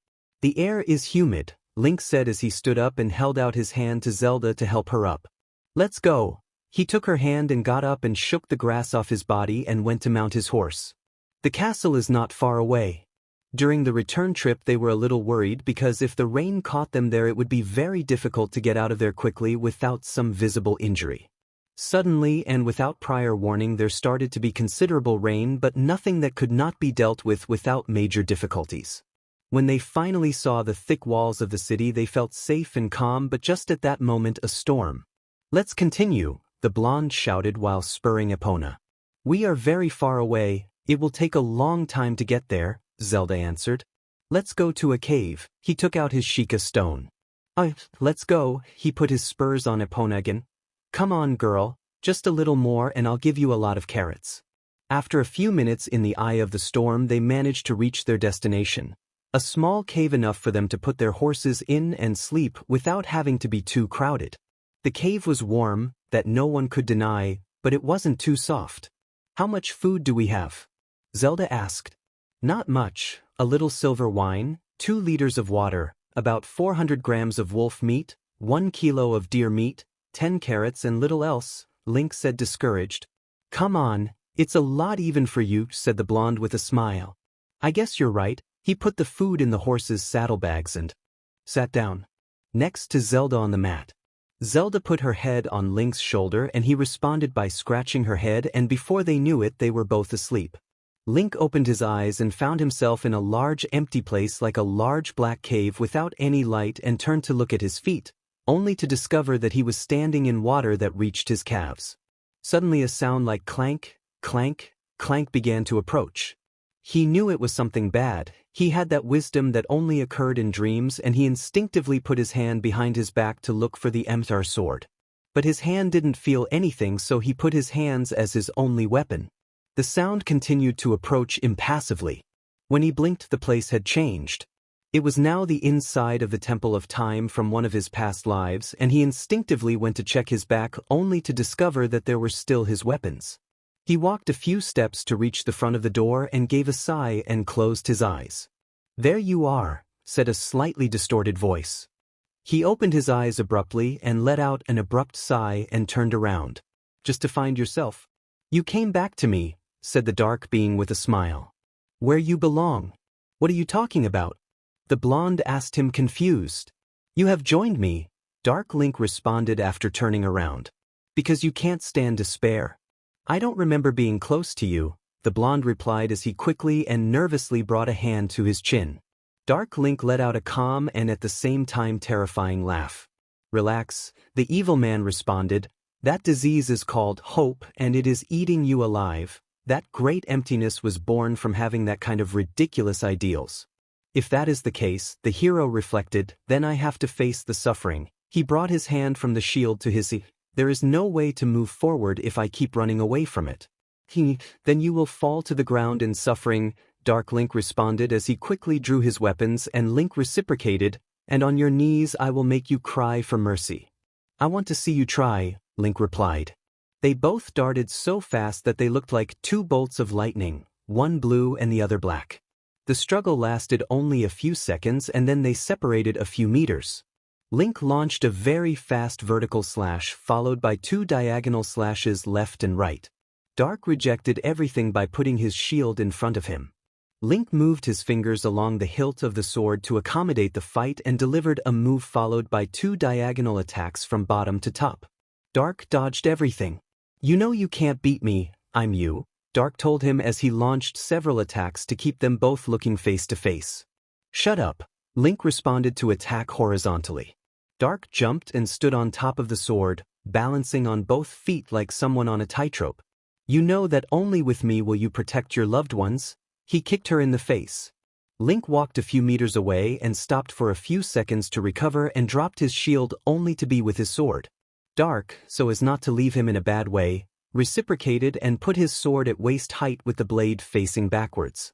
Link ran forward and the Dark One received him with a horizontal cut that when he was about to reach him, he crouched down to hit the hilt of the sword with his hand. Dark drew the sword back to his ear and gave another attack. The knight dodged it and jumped and turned 360 degrees to hit Dark, who defended himself by putting the flat part of his sword. Dark stepped back a few centimeters and then gave a diagonal cut that Link dodged and counterattacked by kicking him in the torso, causing him to spit out a little saliva, and then gave a move that went straight to the head but that Dark miraculously dodged. Where is he getting this will to fight? The Dark One wondered in his head. The red-eyed man made a vertical slash downwards and then made several turns with his sword, turning into a pointed and deadly hurricane. Link dodged everything, but it was still not enough since he received several wounds, although none were fatal and most were only superficial, although he did have a lot of BLD, and then he advanced and launched an attack downwards, making Dark put his sword to defend himself from the attack from above. During the few seconds of struggle, Dark managed to see that Link's eyes did not express any fear or anything, only emotion, but he was abruptly brought back to reality by a kick to the ribs courtesy of Link, who delivered another direct blow to the head, which Dark dodged more easily this time. After that, the evil man responded with a blow aimed at the calves, but the blonde deflected the attack, causing the sparks to fly, while he moved his own body to the left while with his left hand he tried to hit him but failed. Dark Link removed the sword and raised his head to let it fall in an arc that reached his waist. Link dodged the blow and then returned it in an arc aimed at Dark's torso. This jump, dodging the blow and counter-attacking with another horizontal arc that hit the ground, causing a plank sound, which Link dodged, and when Dark raised the sword again, he kicked Link directly in the CST and then hit him. with his arm, and finally he gave him a diagonal cut that this time he hit and gave Link a big wound. Last words? The winner asked mockingly. Just one, the blonde responded with a smile. Die. Dark looked down and saw how the sword was buried up to the hilt in his stomach. The Dark being knelt on his left leg while Link only approached while sheathing his sword and picking up his shield, staining the room of the Temple of Time with BLD. What motivates you? He asked as he raised his head. Only myself and my loved ones, the bleeding man responded from above. Then you don't exist anywhere, the Dark One responded philosophically. Enough, the knight responded angrily. Being looking for a reason to fight, asking questions to find an answer, fighting to be able to live in peace, these are my own decisions and I am no longer at your mercy. And yet, my shadow was born in your heart, he told her as he stood up with his weapons holstered and grabbed her right shoulder. Link only gave a little start. Link was a good fight, the evil man told him, but I will keep coming back as long as you are who you are. And Link this time opened his eyes and found himself in a bed in Hyrule Castle with his loved ones surrounding him. What happens? Link asked. You were asleep for a week, Zelda answered as she wiped away some small tears. That? A week? What happened at that time? Asked the accelerated knight trying to get up. Don't worry Link, don't speed up, Reinhardt told him, you're still in critical condition. I don't have time to rest, call the Orni, he said seriously as he sat down and put on his shirt. Are you sure about that, mate? Derek asked. Yes, very sure, I need a trustworthy person to lead the archery, answered the. I'll go look for them, Revali offered, I'll be back in a few days. Are you sure you want to go, your friend? Urbosa asked, I can accompany you in case of danger. TSK, I don't need help. Revali walked away towards a window and jumped into the void and then flew away. Urbosa turned to see Zelda. Follow him, so that he doesn't see you approaching, the queen ordered him. Understood, he bowed and left for a horse. Well, with that, a matter is settled. What is the status of the war? He got out of bed with difficulty and stood up. The demons have become more violent and have fought without fear, Zelda informed him. Rest for now. I can't rest, I left my men at the mercy of the demons, said the knight with blonde hair. That's not true, I led them in the vanguard in your absence, his wife told him. I rode with them and defended our home. Thank you for that, Link responded.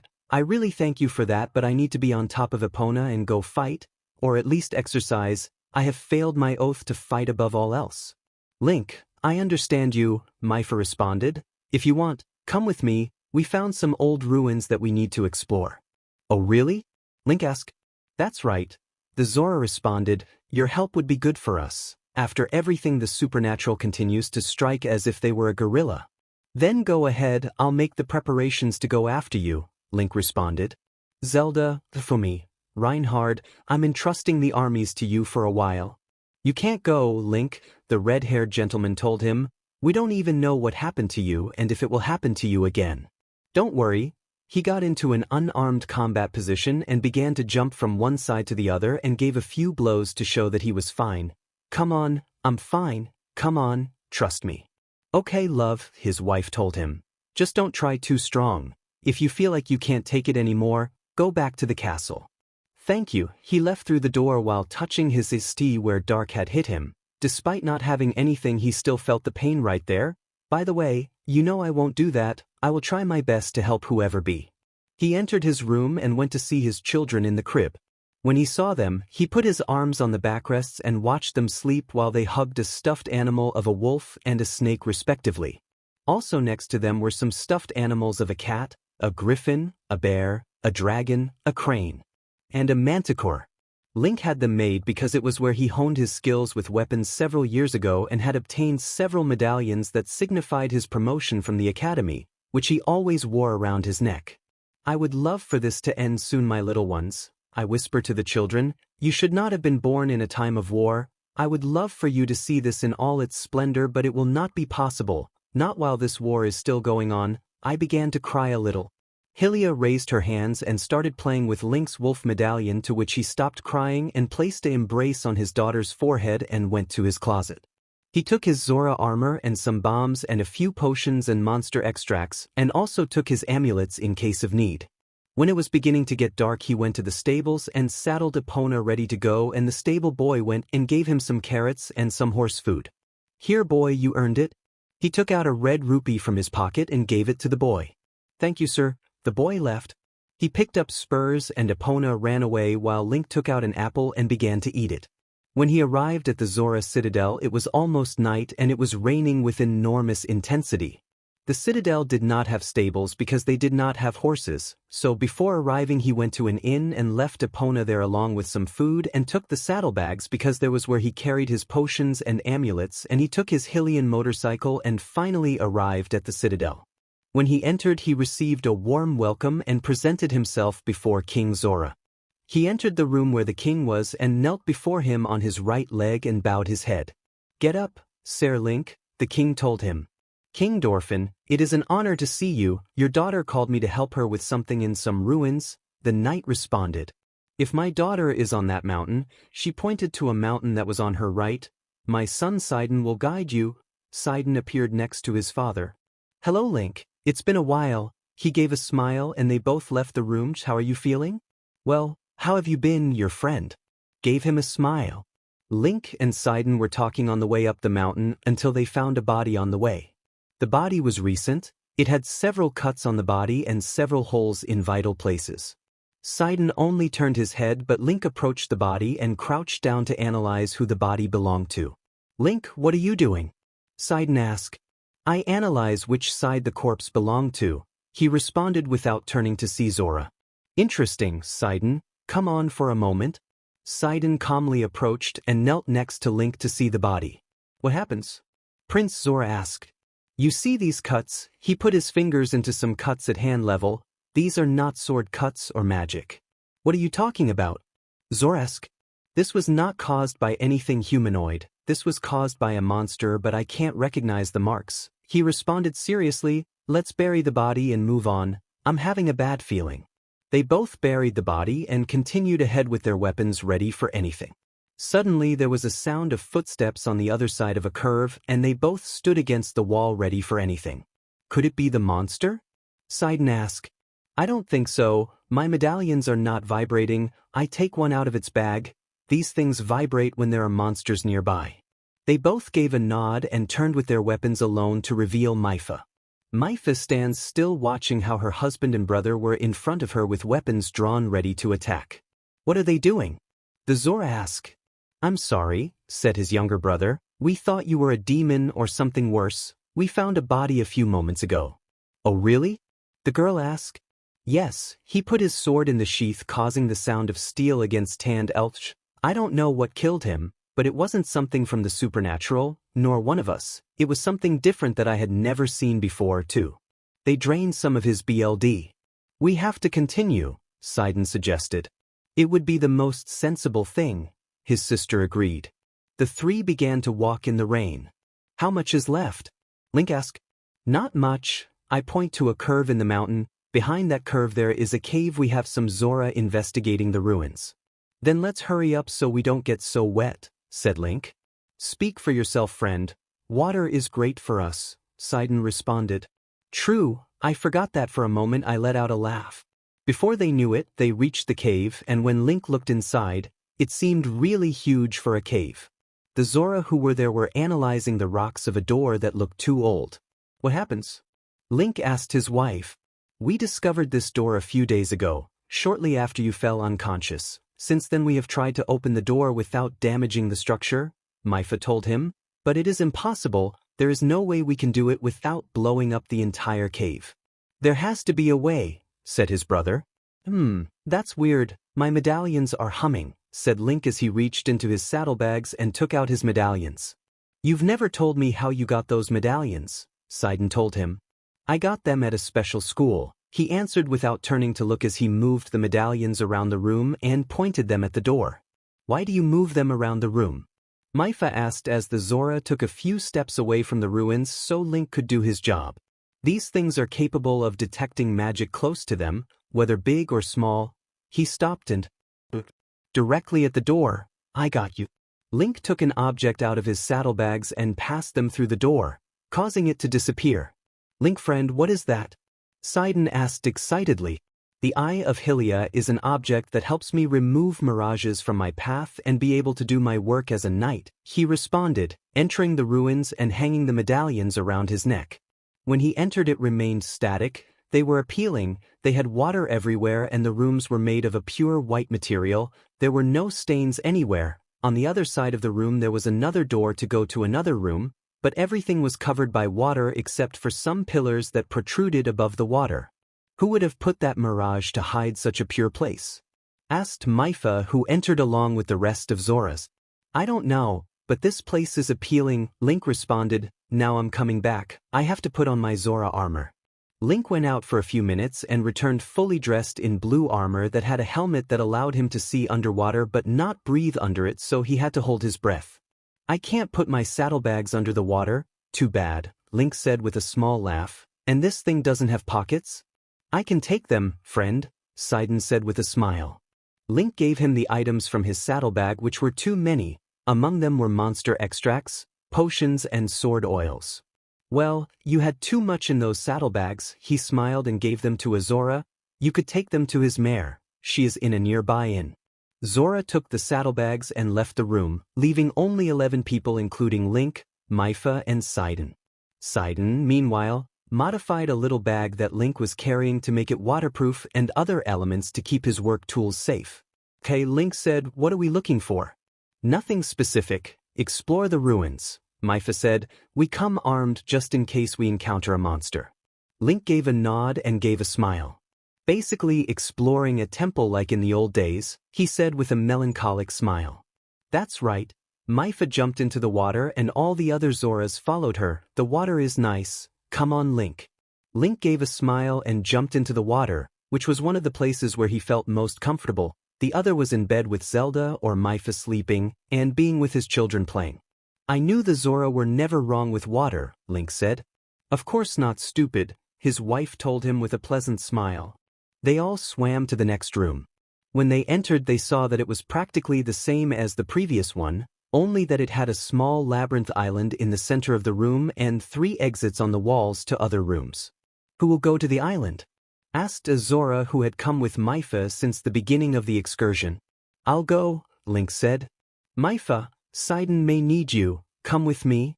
The 3 swam to the center island and climbed onto it to enter the labyrinth and took out their weapons just in case. They began to walk calmly but without ceasing to have their guard up. They turned a curve and the labyrinth had now stopped being white and neat and was now full of colors and plants adorned the place. What the hell is going on here? Sidon asked. It must be magic or some Sheikah technology, Mipha responded. It's probably technology, Link corrected as he touched the medallions with one finger. I've never seen technology like that before, let's keep moving forward. Wait, Mipha made a mark on the wall so we can orient ourselves. They continued walking for a while looking for something that was in there but they couldn't find anything, so both Zoras let their guard down, but Link didn't. We've been walking too long, said Sidon, we haven't found anything. The labyrinth is big, Mipha told him. Not too much, Link corrected, there wasn't enough room in the room. What are you talking about? Sidon asked. This place is too big for the room we entered, Mipha responded, or am I wrong? Exactly, I believe that this place was designed so that it changes in every corner. Until now the maze has been colored, it has been black and 1,000 other things. It would be so that we would have repeated something out, the gentleman responded. Sidon started to think and hit a wall too strong that cracked it too much. Good idea, Sidon, the gentleman told him and gave the wall another blow with his hands, which cracked it more. You want to give one last blow, miss?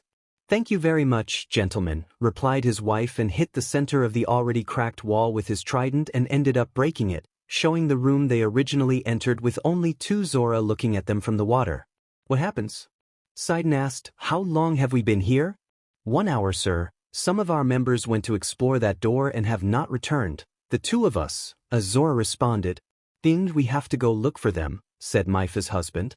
I know. Sidon, go with them and look for the group that went there. Link and I will go look for the other group, said the red Zora and dove into the water, and Link only gave an apologetic gesture and jumped back. Mipha was diving and Link also started diving and took a potion to be able to see underwater. He followed her. They had already passed the door to the next room and this one was different. There was a ball in the center and there was no water except at the entrance to the room, and the door on the other side was open and the whole place was black. When they climbed the small platform and approached the ball that was emitting a green glow and the missing Zora were there, knocked out. Link reached out but Myfa stopped him. "Why do you want to touch the ball?" his wife asked. "Trust me." He gave him a smile and gave him a small embrace on the mouth. "Nothing will happen to me, apart from that we must know what happened here." He put his left hand on the ball. When his hand was placed on the ball, he began to scream in pain but could not remove his hand. Myfa tried to get him away from the ball, but she was also affected, and a few seconds later they fell unconscious. They both woke up in a spacious room. It seemed to be from a fortress. It had a small throne with the symbol of the royal house of Hyrule on it, and there was a middle-aged man, with blonde hair and blue eyes who bore a great resemblance to Link. "Where are we?" Myfa asked as she stood up. "In my ancestral home," he answered, already standing. "What are you talking about?" his wife asked. "You know that I come from a family of ancient knights who defend the kings of Hyrule," said the blonde-haired knight. "Hundreds of years ago my family built a fortress so that we would have a home in which we would gather in the winter. I haven't been here in years." "I remember that I had gone to your home when we were children," said Zora. "That was my own home. I never told you about this place. I'm sorry," he answered, somewhat embarrassed and with a smile. "I will send you to Helm's Deep," the man on the throne said in a thick, deep tone of voice, and they both turned to look. "What do you mean?" Myfa asked. "I think this is a memory and not an illusion," Link responded, and they both retreated to the side. "But father," tried to say a boy who was identical to Link as a child who was kneeling before the man. He seemed to be around 16 years old. "But nothing, you will go to learn the styles of the gentlemen of the world," the man responded with a loud shout. "Of course, father. Permission to leave," said the boy. "Granted," the man responded. The boy retreated and the scene changed to the same boy fighting an adult with wooden swords. "Come on, defend yourself," the man said to the boy. "Link, is that you?" his wife asked. "It's me. Too many years ago," he answered. "That older man over there is my father." "I had never seen it," she said. The small version of Link left the room and both moved with him against his will. "Where are we going?" his wife asked. "To the parade ground. Every day here was strong, without any exception, not even on birthdays or Hyrule parties." The little Link arrived at the parade ground and took off his clothes and put on basic armor that was simply a breastplate with LTHR shoulder pads covered with chain mail and breaths designed for hunters, and boots and gloves with spikes on the shoulders. Knuckles. He entered a large square that was the parade ground where his uncles, cousins, and others were training with swords, spears, axes, and bows. As soon as he entered, everyone stopped and looked at him without saying anything, and he only took a sword and a shield to fight, and he went into a wooden circle in the center and stayed waiting in the center. One of his cousins jumped into the circle and got into a combat stance and delivered a move aimed at Link's head. But he swept his feet forward, avoiding the cut, and with an upward blow he knocked him out of combat.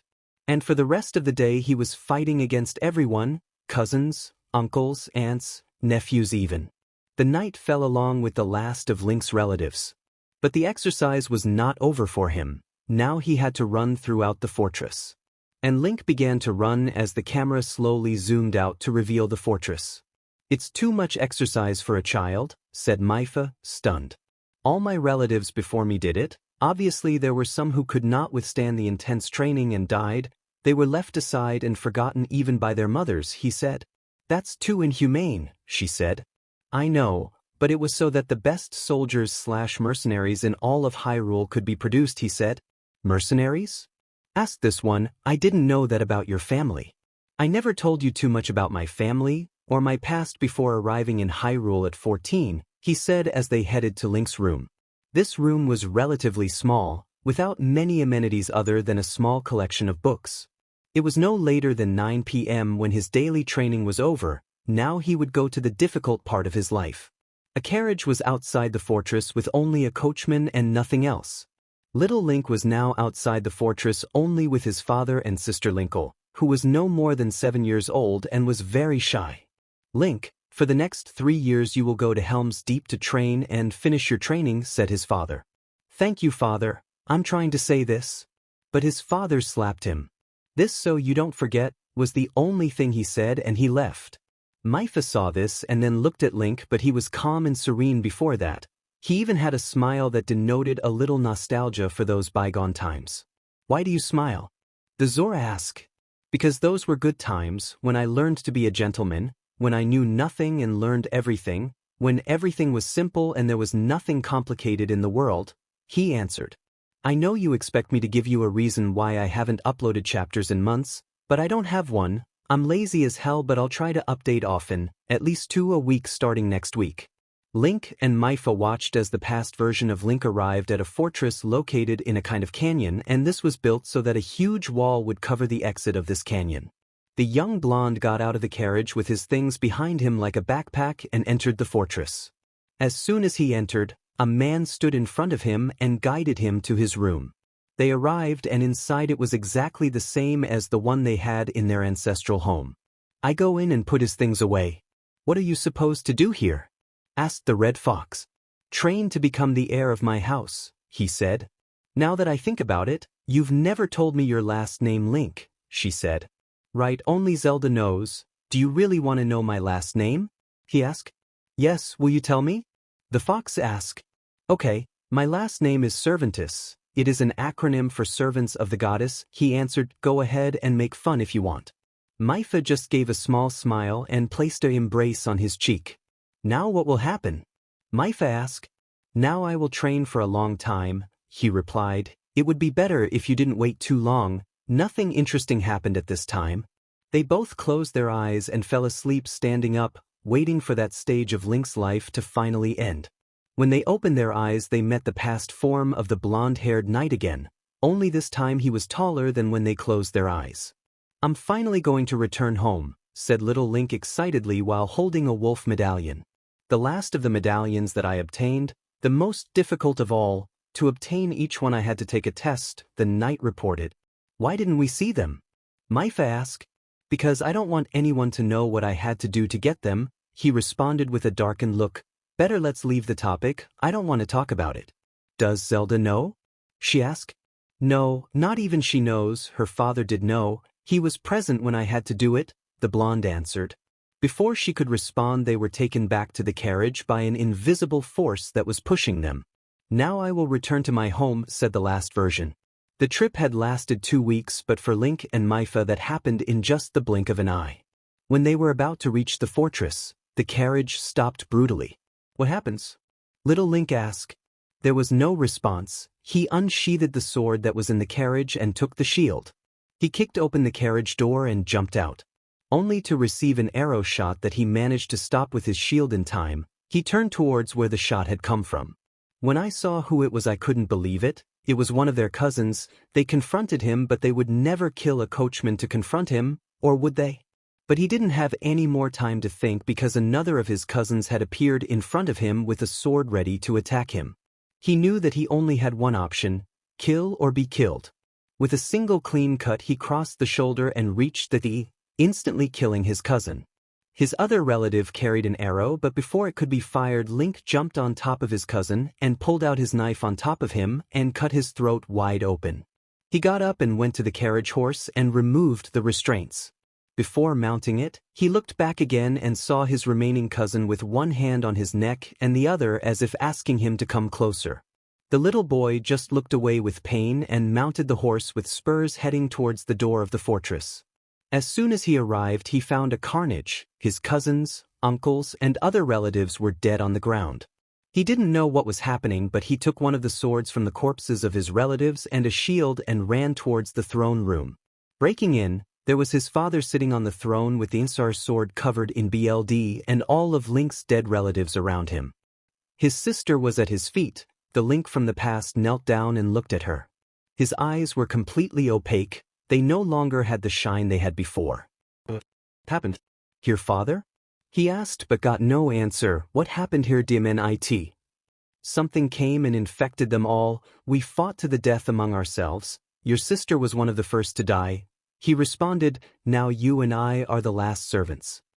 He stood up again and threw the shield aside and only left the sword of one of his dead relatives in his hands and stood on guard. Ha! You finally have that look in your eyes. You are finally worthy of facing me, his father responded and stood up from the throne with the Emsar sword. Both were in a battle position. The Link from the past was with the sword at cheek level and with the blade facing forward. His father only placed the Emsar sword in front of him with one hand and the other hand was behind his back. What happened here, Link? Myfa asked her husband. I don't remember, seriously, I don't remember anything after this, he responded. From here we'll both see what I did. Father and son made a cross cut, but when both swords hit, sparks flew and they began to struggle until Link's father separated and kicked him in the ribs. But Link didn't feel the pain. He was so furious that his mind stopped feeling pain. He gave a low sweep combined with a horizontal sword swing. His father put his foot right on the blade, causing Link to not be able to move the sword anymore. He raised the sword above his head to deliver the final blow and end the life of his own son. But Link dropped the sword and walked a few meters away to pick up another of the swords from the nearby corpses. His family's swords were the best in the kingdom. Even Reinhard's sword was made from one of his families. They both stared at each other for a few seconds and then returned to the attack. The small blonde began to rotate on his own axis, advancing a little while the sword also rotated with him. It seemed as if he were performing a deadly dance. The only thing his father could do was cover himself with the sword in front of him and put his hand behind him to give more strength to his protection. The young man's blows hit the Emsar sword squarely but still did not cause any damage. Please, father, surrender. I will take you to trial in the kingdom, your son begged you. A servantess has never been put on trial and never will be, said a move followed by a diagonal cut. Link turned back and fell to his knees on a Hylian shield, taking it with his left hand and using it to defend himself from his father's blows. He was cornered between his father's sword and a strong place. His father was bigger, stronger and more experienced than him, but Link had greater agility than his father and the virtue of youth. Link somersaulted to the left and delivered a shallow stab at his father. He responded with a slap with the back of his hand, but he dodged it by passing between his legs. There he gave him a horizontal cut that if it had not been for his father's chainmail the duel would have ended there, but it did not happen like that. His father turned around abruptly and kicked him. He dodged it with a graceful turn and remained lying on the ground. His father watched him. He couldn't do anything even if he was standing and his son was on the ground. Although it seemed evident that he had the advantage, it was quite the opposite. Now he was cornered between a rock and a strong place. Link took advantage of this and in a single movement he got to his knees and hit the stomach directly with the sword. It had passed through fabric, metal, skin, flesh and muscle and had hit right in the liver. His father hit him in the face and sent him a couple of meters back and tried to remove the sword from his body. But Link did not give up there. He took out his knife that he had in his leg and launched himself again. He jumped on his father and with the knife in hand and with it he pierced his father's throat. They both fell to the ground and the blonde winner got up and went for his prize. The Issei sword, that sword that had spent centuries in his family protecting the kings of Hyrule. His family, the family that had produced the greatest knights/mercenaries of the kingdom, had fallen in one day. Link was the last of these. Now do you understand why I show you this? Link's past asked his future. No, the adult responded. This is your greatest sin, having killed your own BLD. The nightmares will continue until you accept your sins, said the boy. How will he do it? Myfa asked. You have to solve that. Now I will free you, leave the cave, don't go in anymore, your companions are at the door. He gave a round of applause and both appeared again in the room with the sphere. Now do you understand why I guard my past with so much suspicion? The gentleman asked his wife as he got up and helped his wife. I think so, she answered and turned to look at the sphere. Link took out the Emsar sword and raised it and with one cut he broke it into 1,000 pieces. Let's get out of here, he replied. They both left the room and returned to the entrance of the cave. What happened? Sidon asked.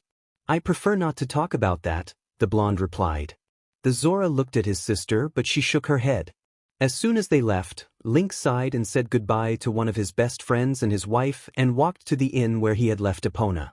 I set it up and paid with rupees for the service they had given him. He began to ride towards the castle with a slow step and feeling the wind on his face. When he arrived at the castle it was already night and Zelda would surely be sleeping, but he still went to his bedroom and there he found Zelda awake reading a book. I'm here, said the blonde. Welcome, replied his wife. He went with her and gave her an embrace, but it didn't last long, since the attack bells began to ring, so they had to separate even though they didn't want to. What's happening? She asked. They both went out to the balcony and saw how a giant summoning circle formed in the sky. That was the last offensive of the supernatural. Link and Zelda left their bedroom, and Zelda went to the armory while Link headed towards the city gates. His brothers met him leaving the castle. What's going on? Reinhard asked. It's the supernatural. They are launching their last attack towards us. It seems that they want a battle on the field, the blonde responded. DMN, Kirito said. No, Fomi, will your shield protect us? Kazuma asked. Of course it will, he replied. Remember who you're talking to? If anyone comes close to us, I will steal his weapon and you will take care of him, said Kazuma. If they don't kill you first, Subaru responded. Don't die useless, Dante said to Virgil. I would tell you the same thing, replied his twin. Everyone started laughing except Jack and Baki because they felt that someone very powerful was nearby. They arrived at the stables and there was a little stable boy. Link took out a silver rupee and gave it to the waiter. Consider it your last payment, Link said and knelt down. Go home, tell your parents to take shelter there, lock the door and don't open it to anyone until they hear that the battle is over. He mounted Epona and turned her around looking at her brothers. Okay, we are brothers of the Royal Guard and we promise to protect my wife. Now that is what we will do, we will fight this battle until the end. Remember brothers until the end, said Link. The knights cheered his speech and the horses rose on their hind legs. Go ahead guys. Link shouted and everyone galloped out of the city and drew weapons. They were in the field and there the soldiers were. Waiting for them, they dismounted the horses and left them in a small place reserved for them. They headed to the command tent, where Zelda and the rest of the champions were. Please update us, Link asked. The Supernaturals came here with all that remains of their armies, Revali answered. How many soldiers do we estimate? Jack asked. 100,000 men in total for all of them together, Zelda answered. How many are ours? Kirito asked to know. Just over 60,000 in total for all races, she responded. Basically, it will be a tough battle, Nofumi answered. Hey Nofumi, will Raptalia fight? Link asked while looking for something in a box. Of course he will do it just like all of us, he responded. In that case, give him this. He took out a sword from the box. It is special, it is an alloy of blessed steel and silver. Reinhard, I also have one for you as well as the rest of you, he said with a smile. Nofumi and Reinhard took them and the first one left the command tent. We will need them, even if we are very strong. With that we will fulfill our duty more easily, said Kazuma as he took his with a smile. Subaru took one and began to handle it with relative ease. Despite being the weakest of the group, it was more than enough to fight several enemies. A cross messenger entered the command tent and knelt before Zelda. Your Majesty, a letter from the leader of the angels, he said. What do they say? Link asked. They say that I take out the angel card. Your Majesty Zelda, Queen of Hyrule, I am writing to inform you that the side of the angels will not take sides in this battle. We withdraw from this war. Although some of our youngest members betrayed us, we still do not know who they were, so we cannot expel them from heaven. My most sincere apologies for this. Signed, the leader of heaven, the Archangel Michael, said the messenger calmly. The same thing says the Mao Leviathan and the sister of the Mao Lucifer. I need to be alone, said Zelda. Sir Link, please stay. Everyone left the room, leaving Link and Zelda alone. Nofumi, who had returned, and Reinhard had stood guard in front of the door. She sat on the table while he stood with the Imar's sword drawn with the tip on the ground and both hands on the pommel. Why did you give the swords to them? His wife asked calmly. Why did I have to give them to them? They were made by my family. I am their rightful owner, he told her in a calm voice. The blonde started to laugh a little. I just hope it was the right move, was the only thing she said before getting up and embracing Link. We haven't done that in a while. I can't do it now, I'm on duty, the blonde replied embarrassed. Okay, Sir Link, you're free until further notice, said the one with blue eyes happily. She threw herself on top of Link and he took her to the map table and laid her there, although he threw away all the pieces that represented the enemy and allied troops, and started doing it there. Outside, Reinhard and Ofumi looked at each other with some discomfort. After 26 minutes, Link came out with a silly smile. "Well, you are durable," Naofumi said with a smile. Link ignored it and did not take it in the slightest importance and continued walking until he reached Epona. He took out a carrot and put it in her mouth and began to caress her neck. "Don't tell Zelda that I'm giving you too much," he said to his mare happily.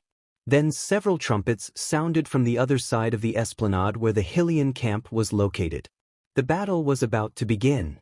The entire camp began to mobilize. The foot soldiers took spears and swords. The knights went for their horses. Kazuma arrived with his wife Megumin. "Do you know what to do?" the blonde asked Kazuma's wife. "Of course I know what to do. We have to wait until they are closer, otherwise explosion will be useless," she said. "Kazuma, you take care of this," said the leader of the royal guard and left there. "Make sure Aqua is in the infirmary and Darkness is on the front line." She asked for it, her brother asked her before leaving. Link galloped out to find himself in battle. His brothers rode alongside him, some of them with their wives behind, such as Naofumi with his wife Raphtalia and Rem behind Subaru. "Raphtalia, take care of the stupid one," Reinhard asked. "You don't have to ask twice," she replied with a smile. "Maybe you're Rem, please," Kirito said. Rem didn't say anything but gave a smile which was like a yes to her. "Your wife Kirito?" Link asked. "He is on the front line, he will charge right after us," the black-haired man reported. "The same goes for the wargs. As long as Jack and Baki are with your wife, everything will be fine," Raphtalia said to Link. Link thought about it for a moment but he didn't have time because a giant explosion interrupted them. The battle had begun. If necessary and the music ends, put it on loop. The supernatural army had lost many men with the explosion. It had killed many of its members. They would not give up so easily. The Hyrule army had also gone out to fight but they were the first to meet their enemies. Raphtalia jumped off Naofumi's horse and drew her sword and jumped on the demons and disappeared among them, and only BLD could be seen coming out of the one where she passed. Rem did the same but with a morning star and began to unleash chaos among all of them.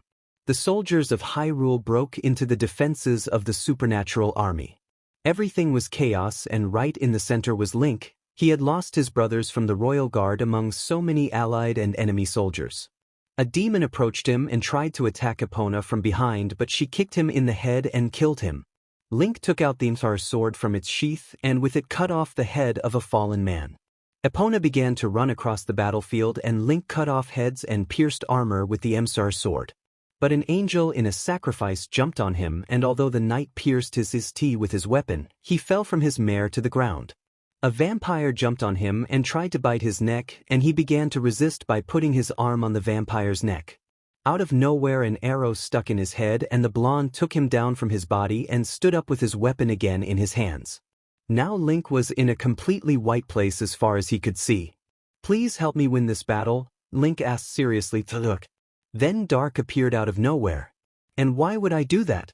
asked the arrogant one. "What would I gain from that? Don't you love Zelda? Don't you love Maifa? Don't you love our children?" asked the furious one. Dark turned his head and covered his eyes with his hand and raised it, revealing only his mouth that was smiling. Link smiled back. He appeared on the battlefield again but this time his eyes were red and he was thirsty for BLD. When he turned to see who had protected him, he saw Revali in the sky with the bow in his hands and only gave him a nod to which Link responded with another. A demon lunged at him but out of nowhere a white lightning bolt appeared and bit the demon in the neck, dragging him away from Link. "Thank you, Ghost," he shouted happily. In the distance I could see Baki suplexing a fallen man and Jack punching a demon directly in the Z. But at his side was Reinhard fighting 3 demons at the same time. But an angel tried to give Link a horizontal cut. He dodged it in time. Another tried to attack him from behind with an attempt to cut his head but he quickly ducked. The first gave him another sword attack that the blonde knight blocked and, as the second approached, Link did a backflip, turning the sword, slicing the second angel's neck while wounding a third who was approaching Reinhardt in the side. This guy he was fighting against and doing a pirouette with his sword and a 180-degree turn, stuck the sword in his Issei killing him instantly. The previous one approached and tried to attack him with a horizontal cut towards where he was and he somersaulted on the ground and moved away from him. But as soon as the leader of the fallen stood up, Azazel began to struggle against him in a sword duel that did not last more than 3 seconds because Raptalia came from behind with her sword and pierced his stomach, killing him instantly and in a flash. Single movement pushing the corpse away from his sword. That was the place where the leader of the fallen had died at the hands of a raccoon with a single swing of the sword. But there was not a second of tranquility because 2 fallen in an attempt to avenge their leader launched themselves against Raptalia, although she repelled them very easily. She met Link and Reinhard in the center of several enemies, and the 3 of them were in a semicircle protecting each other. And the 3 broke the circle formation and began to swing their swords above their heads, killing all their enemies around them. Where are the rest? Link asked Reinhard. Nofomi is defending the front line, Kirito fighting inside enemy lines, Baki and Jack fighting a dark-haired man, Kazuma I lost sight of, Subaru I think is fighting some vampires with Rem and Emilia, Mirelia and Malti I saw them before leaving, they are in the infirmary, Virgil and Dante fighting several demons, he hurriedly reported while holding a fallen man and Link cut off his head, I don't know their wives. Do you know anything about Raptalia? The blonde knight asked the raccoon. Zelda was still fighting on the front line. Lady and Trish are in the rear with the archers. Asuna is next to Kirito, Philo and Melty are still in the infirmary, she responded the same as Reinhard. Show me where my wife is, the blonde asked with some concern in his voice. She pointed to the west. Thank you. He began to run towards where they had pointed at him as he ran, he silently prayed to Hylia to protect his wife in that battle. Those prayers were heard because she was fighting bravely with her rapier against 5 enemies alone, but she resisted, although with difficulty. Several pieces of his armor had fallen off, leaving some of his skin exposed to the cuts. But his face was still intact except for the BLD that had fallen on it during the battle, but that gave it a kind of extra beauty to what it already had. He ran and cut through a demon she was fighting. When she saw it, she smiled happily. I knew you would come, she said happily. Hello love, how are you? Link asked with the same happiness. It was a little difficult until you arrived, she replied. The 4 rivals raised their weapons, but Link ran towards Zelda and stood in front of her, and with the Hylian shield he covered both of them. His wife came out behind him and with her rapier pierced the throat of one of the enemies. Now there were only 3 left, a demon, an angel and a fallen one. The 3 threw away their weapons, their armies had lost the battle, the Hylian army had gained most of the ground and with it the battle. All the Hylians began to celebrate the moment the supernaturals began to shoot at their weapons. But Isaac jumped on Link in red armor and knocked him down and began to strangle him. Link hit him in the crotch and knocked him off of him. They've already lost their nerve, Link said to his ex-brother. I will never give up useless, I will kill you and then I will impregnate the were, I point to Zelda, and your children will die, Link looked at him with a cold gaze. An object fell from the sky and headed towards Link to knock him down, but Link only raised his hand and Izumi hit the blonde's hand squarely. Isaac, you dared to insult my wife, my children, and me. He opened his eyes revealing a red color, therefore I sentenced them to death. Link looked at Isaac seriously, he only smiled arrogantly. The 2 attacked each other. Isaac took Ascalon out of the boosted gear. Link used the Mistar sword to slash Isaac's Issei. Isaac's armor resisted it too well, but the question was, for how long would he do it? The Security Eye launched a vertical slash, but Link spun backwards several times, dodging the attack. At that moment he started to hit him, but he protected himself with his shield, blocking the blows without any damage.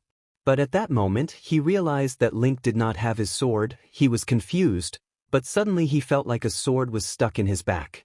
What Link had done was simple, he had thrown the sword at the moment he made all those jumps back and positioned his body in such a way that this action was not seen, calculating everything so that it fell on Isaac. The brunette removed the sword from his body and threw it at Link, who made a 360-degree turn, turning the sword, putting himself on guard. The demon was going to hit him, but Link protected himself with his shield and attacked with his sword, giving Isaac a couple of cuts. Isaac launched a dragon shoot that Link dodged by doing a somersault, and at high speed he passed by him giving him a devastating cut. Isaac fell to the ground spitting BLD, but angry, he prepared to make the last attack against Link. Starting to charge his boosts, passing them to Ascalon. Link saw this, and all he did was pose with his sword to deliver a fierce slash. Both were preparing their last clash. Link was in such a position that he would attack directly, but before, something happened. He began to steady his breathing, the Issei sword began to shine, and suddenly, a fierce light blinded everyone as Link's suit changed to a green one with a hat on his head, but his gaze was completely expressionless, as if everything external had no importance to him. Isaac didn't give it the slightest importance because, what did it matter if the idiot had a new suit and a hat? He would kill him, keep the Issei sword and return to hell as a hero and have all the women he wanted, and Zelda would be the first to have her child. The two launched into a final struggle between swords, and in a cloud of dust, the winner was revealed. Link was standing as his suit returned to normal, and Isaac. His armor was breaking and Ascalon was far from his hands, until he fell. Link approached and stuck his sword in the side of his face and walked away to where Ascalon was. He picked it up from the ground and carried it in his hands to Isaac to have a last honorable duel. "Get up, they will say many things about me, but that I have no honor is not one of them," said the blonde, completely serious as he threw Ascalon and picked up the sword. "No powers, this will be a fight of pure skill." Isaac took Ascalon in his hands and stood up with it. He was ready to kill Link right there. He ran against Link, but due to his injuries and BLD loss, he fell exhausted without being able to do anything else. I couldn't do anything to him. What kind of trick did he use?" The brunette mentally asked himself. He was taken out of his thoughts the moment his sister Izumi fell by his side. Moments before with Zelda, Izumi and Zelda's fight had begun. The brunette rushed at her, trying to hit her while covered in her armor. But the blonde was very fast and dodged everything. At one point she hit him in the chest with her rapier. The brunette stepped back in, beginning to enhance his strength and speed, launching a dragon shoot that generated a cloud of smoke. Zelda had disappeared. Izumi smiled, thinking that she had won. But that was her mistake, because above her was the blonde who was preparing her attack. When she realized it was too late, Zelda gave him a flurry of 5 consecutive cuts with her rapier. Izumi backed away angrily, beginning to lunge at Zelda again. She dodged one of his blows and drove his rapier directly into his stomach, breaking his armor and piercing it completely. The brunette stepped back, but then, the two observed something incredible. And they saw how Link's suit suddenly changed. Zelda was shocked to somehow recognize that green suit. Izumi tried to take advantage of his distraction to kick him, but that was his mistake. Well, Zelda realized this and put her rapier in front of her, so when she kicked, the tip of the rapier went through her leg without reaching Zelda. Izumi screamed in pain and backed away. Then the blonde gave 2 strong cuts to her arms to finish immobilizing her. And now, it was time to end this. She prepared all her strength in her best movement. And then, he delivered a flurry of 11 cuts around Izumi's entire body. That brutal attack destroyed all her armor and left her unconscious due to BLD loss. Before she fell to the ground, Zelda grabbed her arm. And with a burst of force he threw her to the ground where Isaac was. Link turned to look at her and she just gave him a nod. The blue-eyed knight raised the Issei sword above his head, ready to kill the heroes of the supernaturals. "Wait, please, brother," said the brunette, completely terrified. "His name is not Issei," Zelda answered, coming to his side and taking his hand. "His name is Link." "Please, brother," said Izumi in an attempt to get him to help him. "Brother? Haha, I was never your brother. All the memories that you have in your mind are false," he responded, laughing. "Even if they were real, after I arrived with you, you treated me like garbage. You humiliated me on more than one occasion. You stole my credit because of my strategy against Trihexa. The world is full of karma." With a single slash he cuts the heads of both chestnut trees, making them roll on the ground. The bodies fell to the ground. They thought it was all over, but then the entire kingdom began to shake, from the Gerudo Desert to the Goron Death Mountain. A purple shadow began to form throughout the place until the silhouette of a man began to form. And all the smoke dissolved to reveal Ganondorf, Link's worst enemy.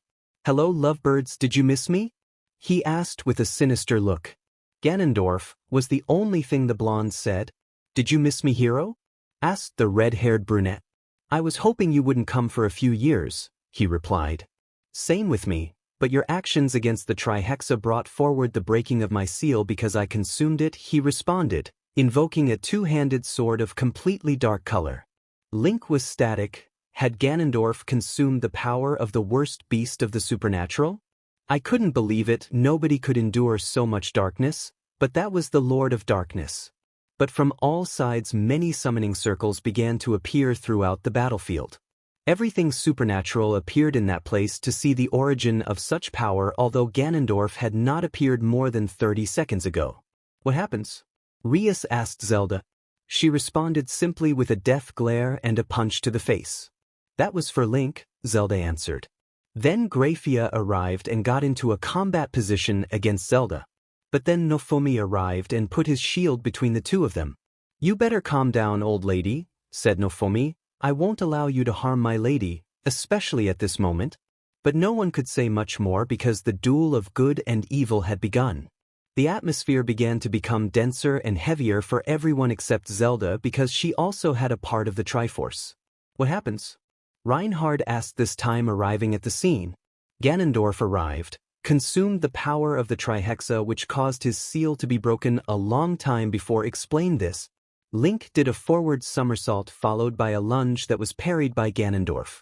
The redhead began to form a black armor made by the shadows, and with his sword he made a cut so strong that Link's Hylian shield barely resisted it by a miracle, but ended up with a dent in the appealing paint of the shield and was sent flying 3 meters.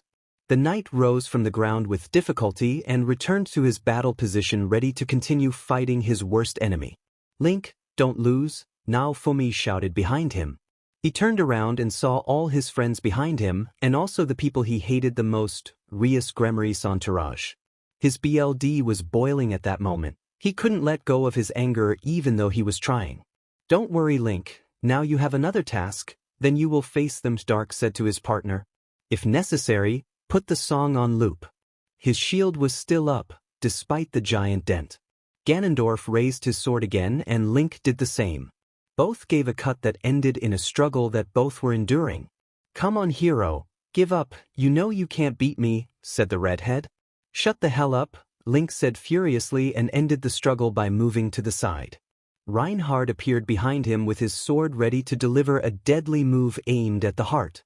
But the sword did nothing. It stopped defensively on Ganondorf's shadow armor, and the latter took the other redhead's sword with his bare hand and began to squeeze it. Although when Reinhard began to put his power into the sword, Ganondorf was forced to have to remove his hand from there because he felt such a burning sensation that he thought his hand was melting. He moved a few meters away from the 2 royal guards and turned to see the hand. It was red hot, but the red-haired brunette still laughed. Ha, alloy of the servantess, I see that you equipped them well against my hero, said the brunette with great happiness. Even so, that will not be enough for them to eliminate me. Only your little sword can do it. Yes, I know, replied his rival, Reinhard. Go away, I will take care of this fight, I will take care of this. His brother retreated, but out of nowhere Saragbale arrived to punch Ganondorf directly in the face, which obviously did not affect the brunette at all. It can't be, said the black-haired man, and, still in the air, he kicked him in the cheek, which didn't do anything either. Sarag returns. Rias shouted, worried for her cousin, but it was too late. Ganondorf grabbed the black-haired man by the head when he had barely landed on the ground. Ah, this is the best the supernatural can offer? It's not even good for a simple warm-up, you'll live. I'll leave some to tell the story, he said with a huge smile that struck fear into the depths of Sarorg. I take it with both hands on the head, and with one finger I gouge out the purple-eyed man's eye, leaving him permanently blinded. Sarorg began to scream in pain and ran towards the safety of the supernatural troops. That's where the participation of the supernatural in this battle ended, said the dark-haired man to Link. The latter lowered his arms in surrender but approached Rias. Issei, said the redhead, hopeful that he decided to return with her and leave Hyrule behind and return to hell with them. But he responded with a slap on the woman's face. Do not interfere in my battle again, or I will kill all of you without hesitation. Link responded. Seriously, and my name is Link no Issei. The representative of good and evil met again. I'm sorry for the delay, I had to settle pending matters, said the blonde seriously. Don't worry, I understand, he gave a huge smile. marking all the muscles of his face. Let's continue. Hey Baki, that look is identical to his, Zelda said to her royal guard.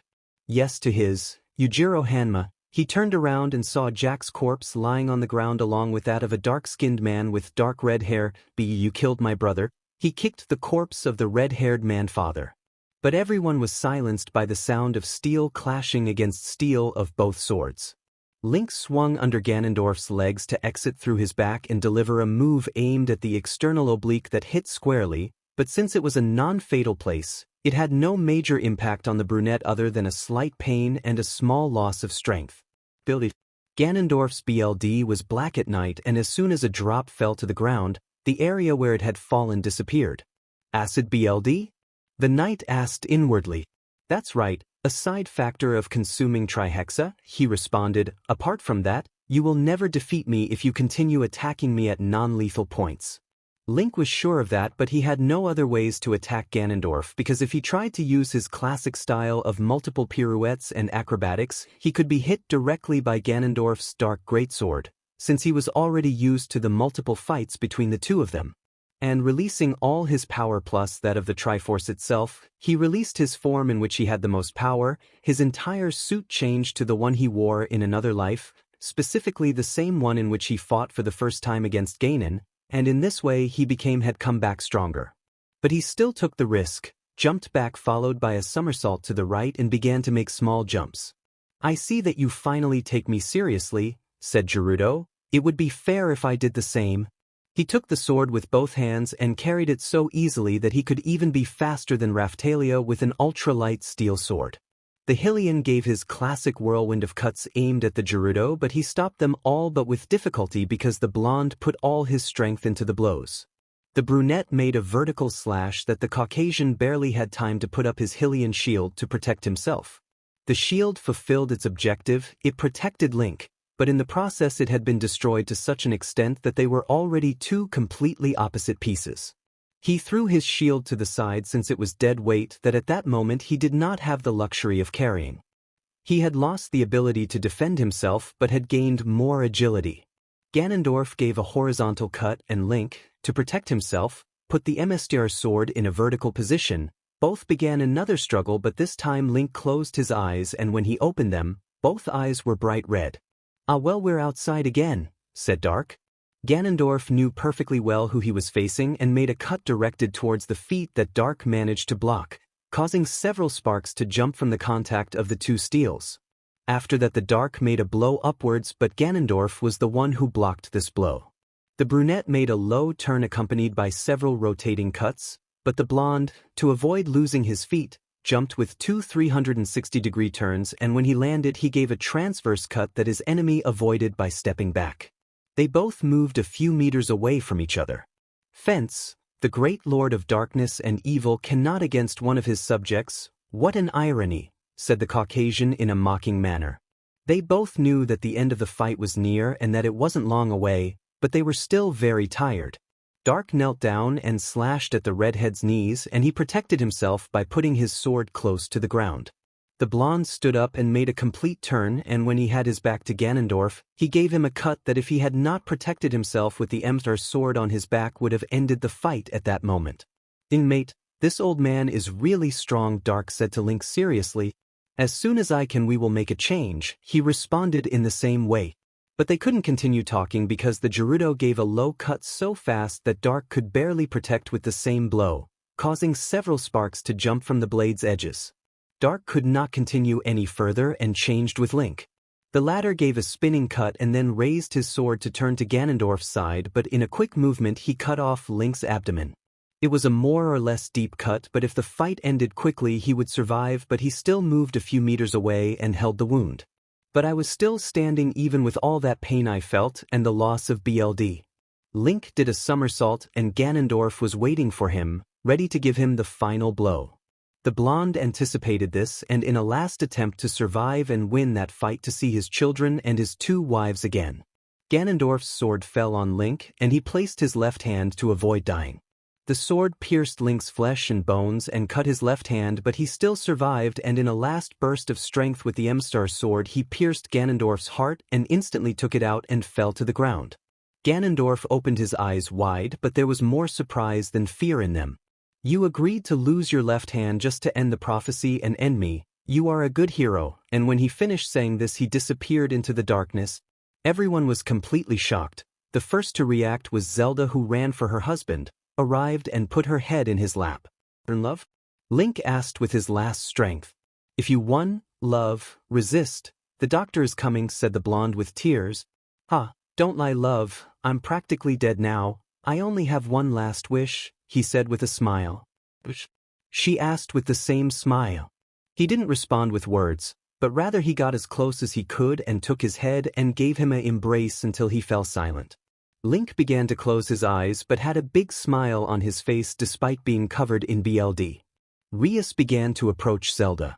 "Hey, I'm sorry for Issei," the redhead said with shame. Zelda got angry but didn't say anything. She just gave him a look of death full of hate, and the one with red hair walked away. Reinhard and Nofumi approached their best friend. Ghost arrived with his head down along with his brothers and sisters. Everyone lowered their heads, and those who had helmets and hats took them off and placed them at Sijesti level with their heads bowed. And everyone present knelt around Zelda with her husband's body in her lap. End of music. But a sky-green light appeared on his body and Mipha's shadow appeared next to him, and Link began to open his eyes. "Ah, I knew this would happen," I raised my hand. The supernaturals shouted to the sky because a corpse had been resurrected. Mipha's prayer, "I wouldn't have done that if I hadn't been sure that the ability would work," the blonde smiled. Zelda returned it and lowered her head to embrace him, but her hair covered both of their faces. 6 months later. Link stood in front of Zelda on the throne with a false hand provided by the underworld that was now a colony of Hyrule. Her brothers were positioned in such a way that they made an arc so that they could completely protect her against whatever tried to attack her. This position was unoccupied at the time because no knight was able to take his place because no one had his brute strength. "My lady, please, there are reports that there is darkness of Ganon in hell. We must investigate it," said Rias pleadingly aside. "Thank you for executing my brother. I put an end to his pain." "What do you think, Link?" the blonde asked. He smiled with emotion only.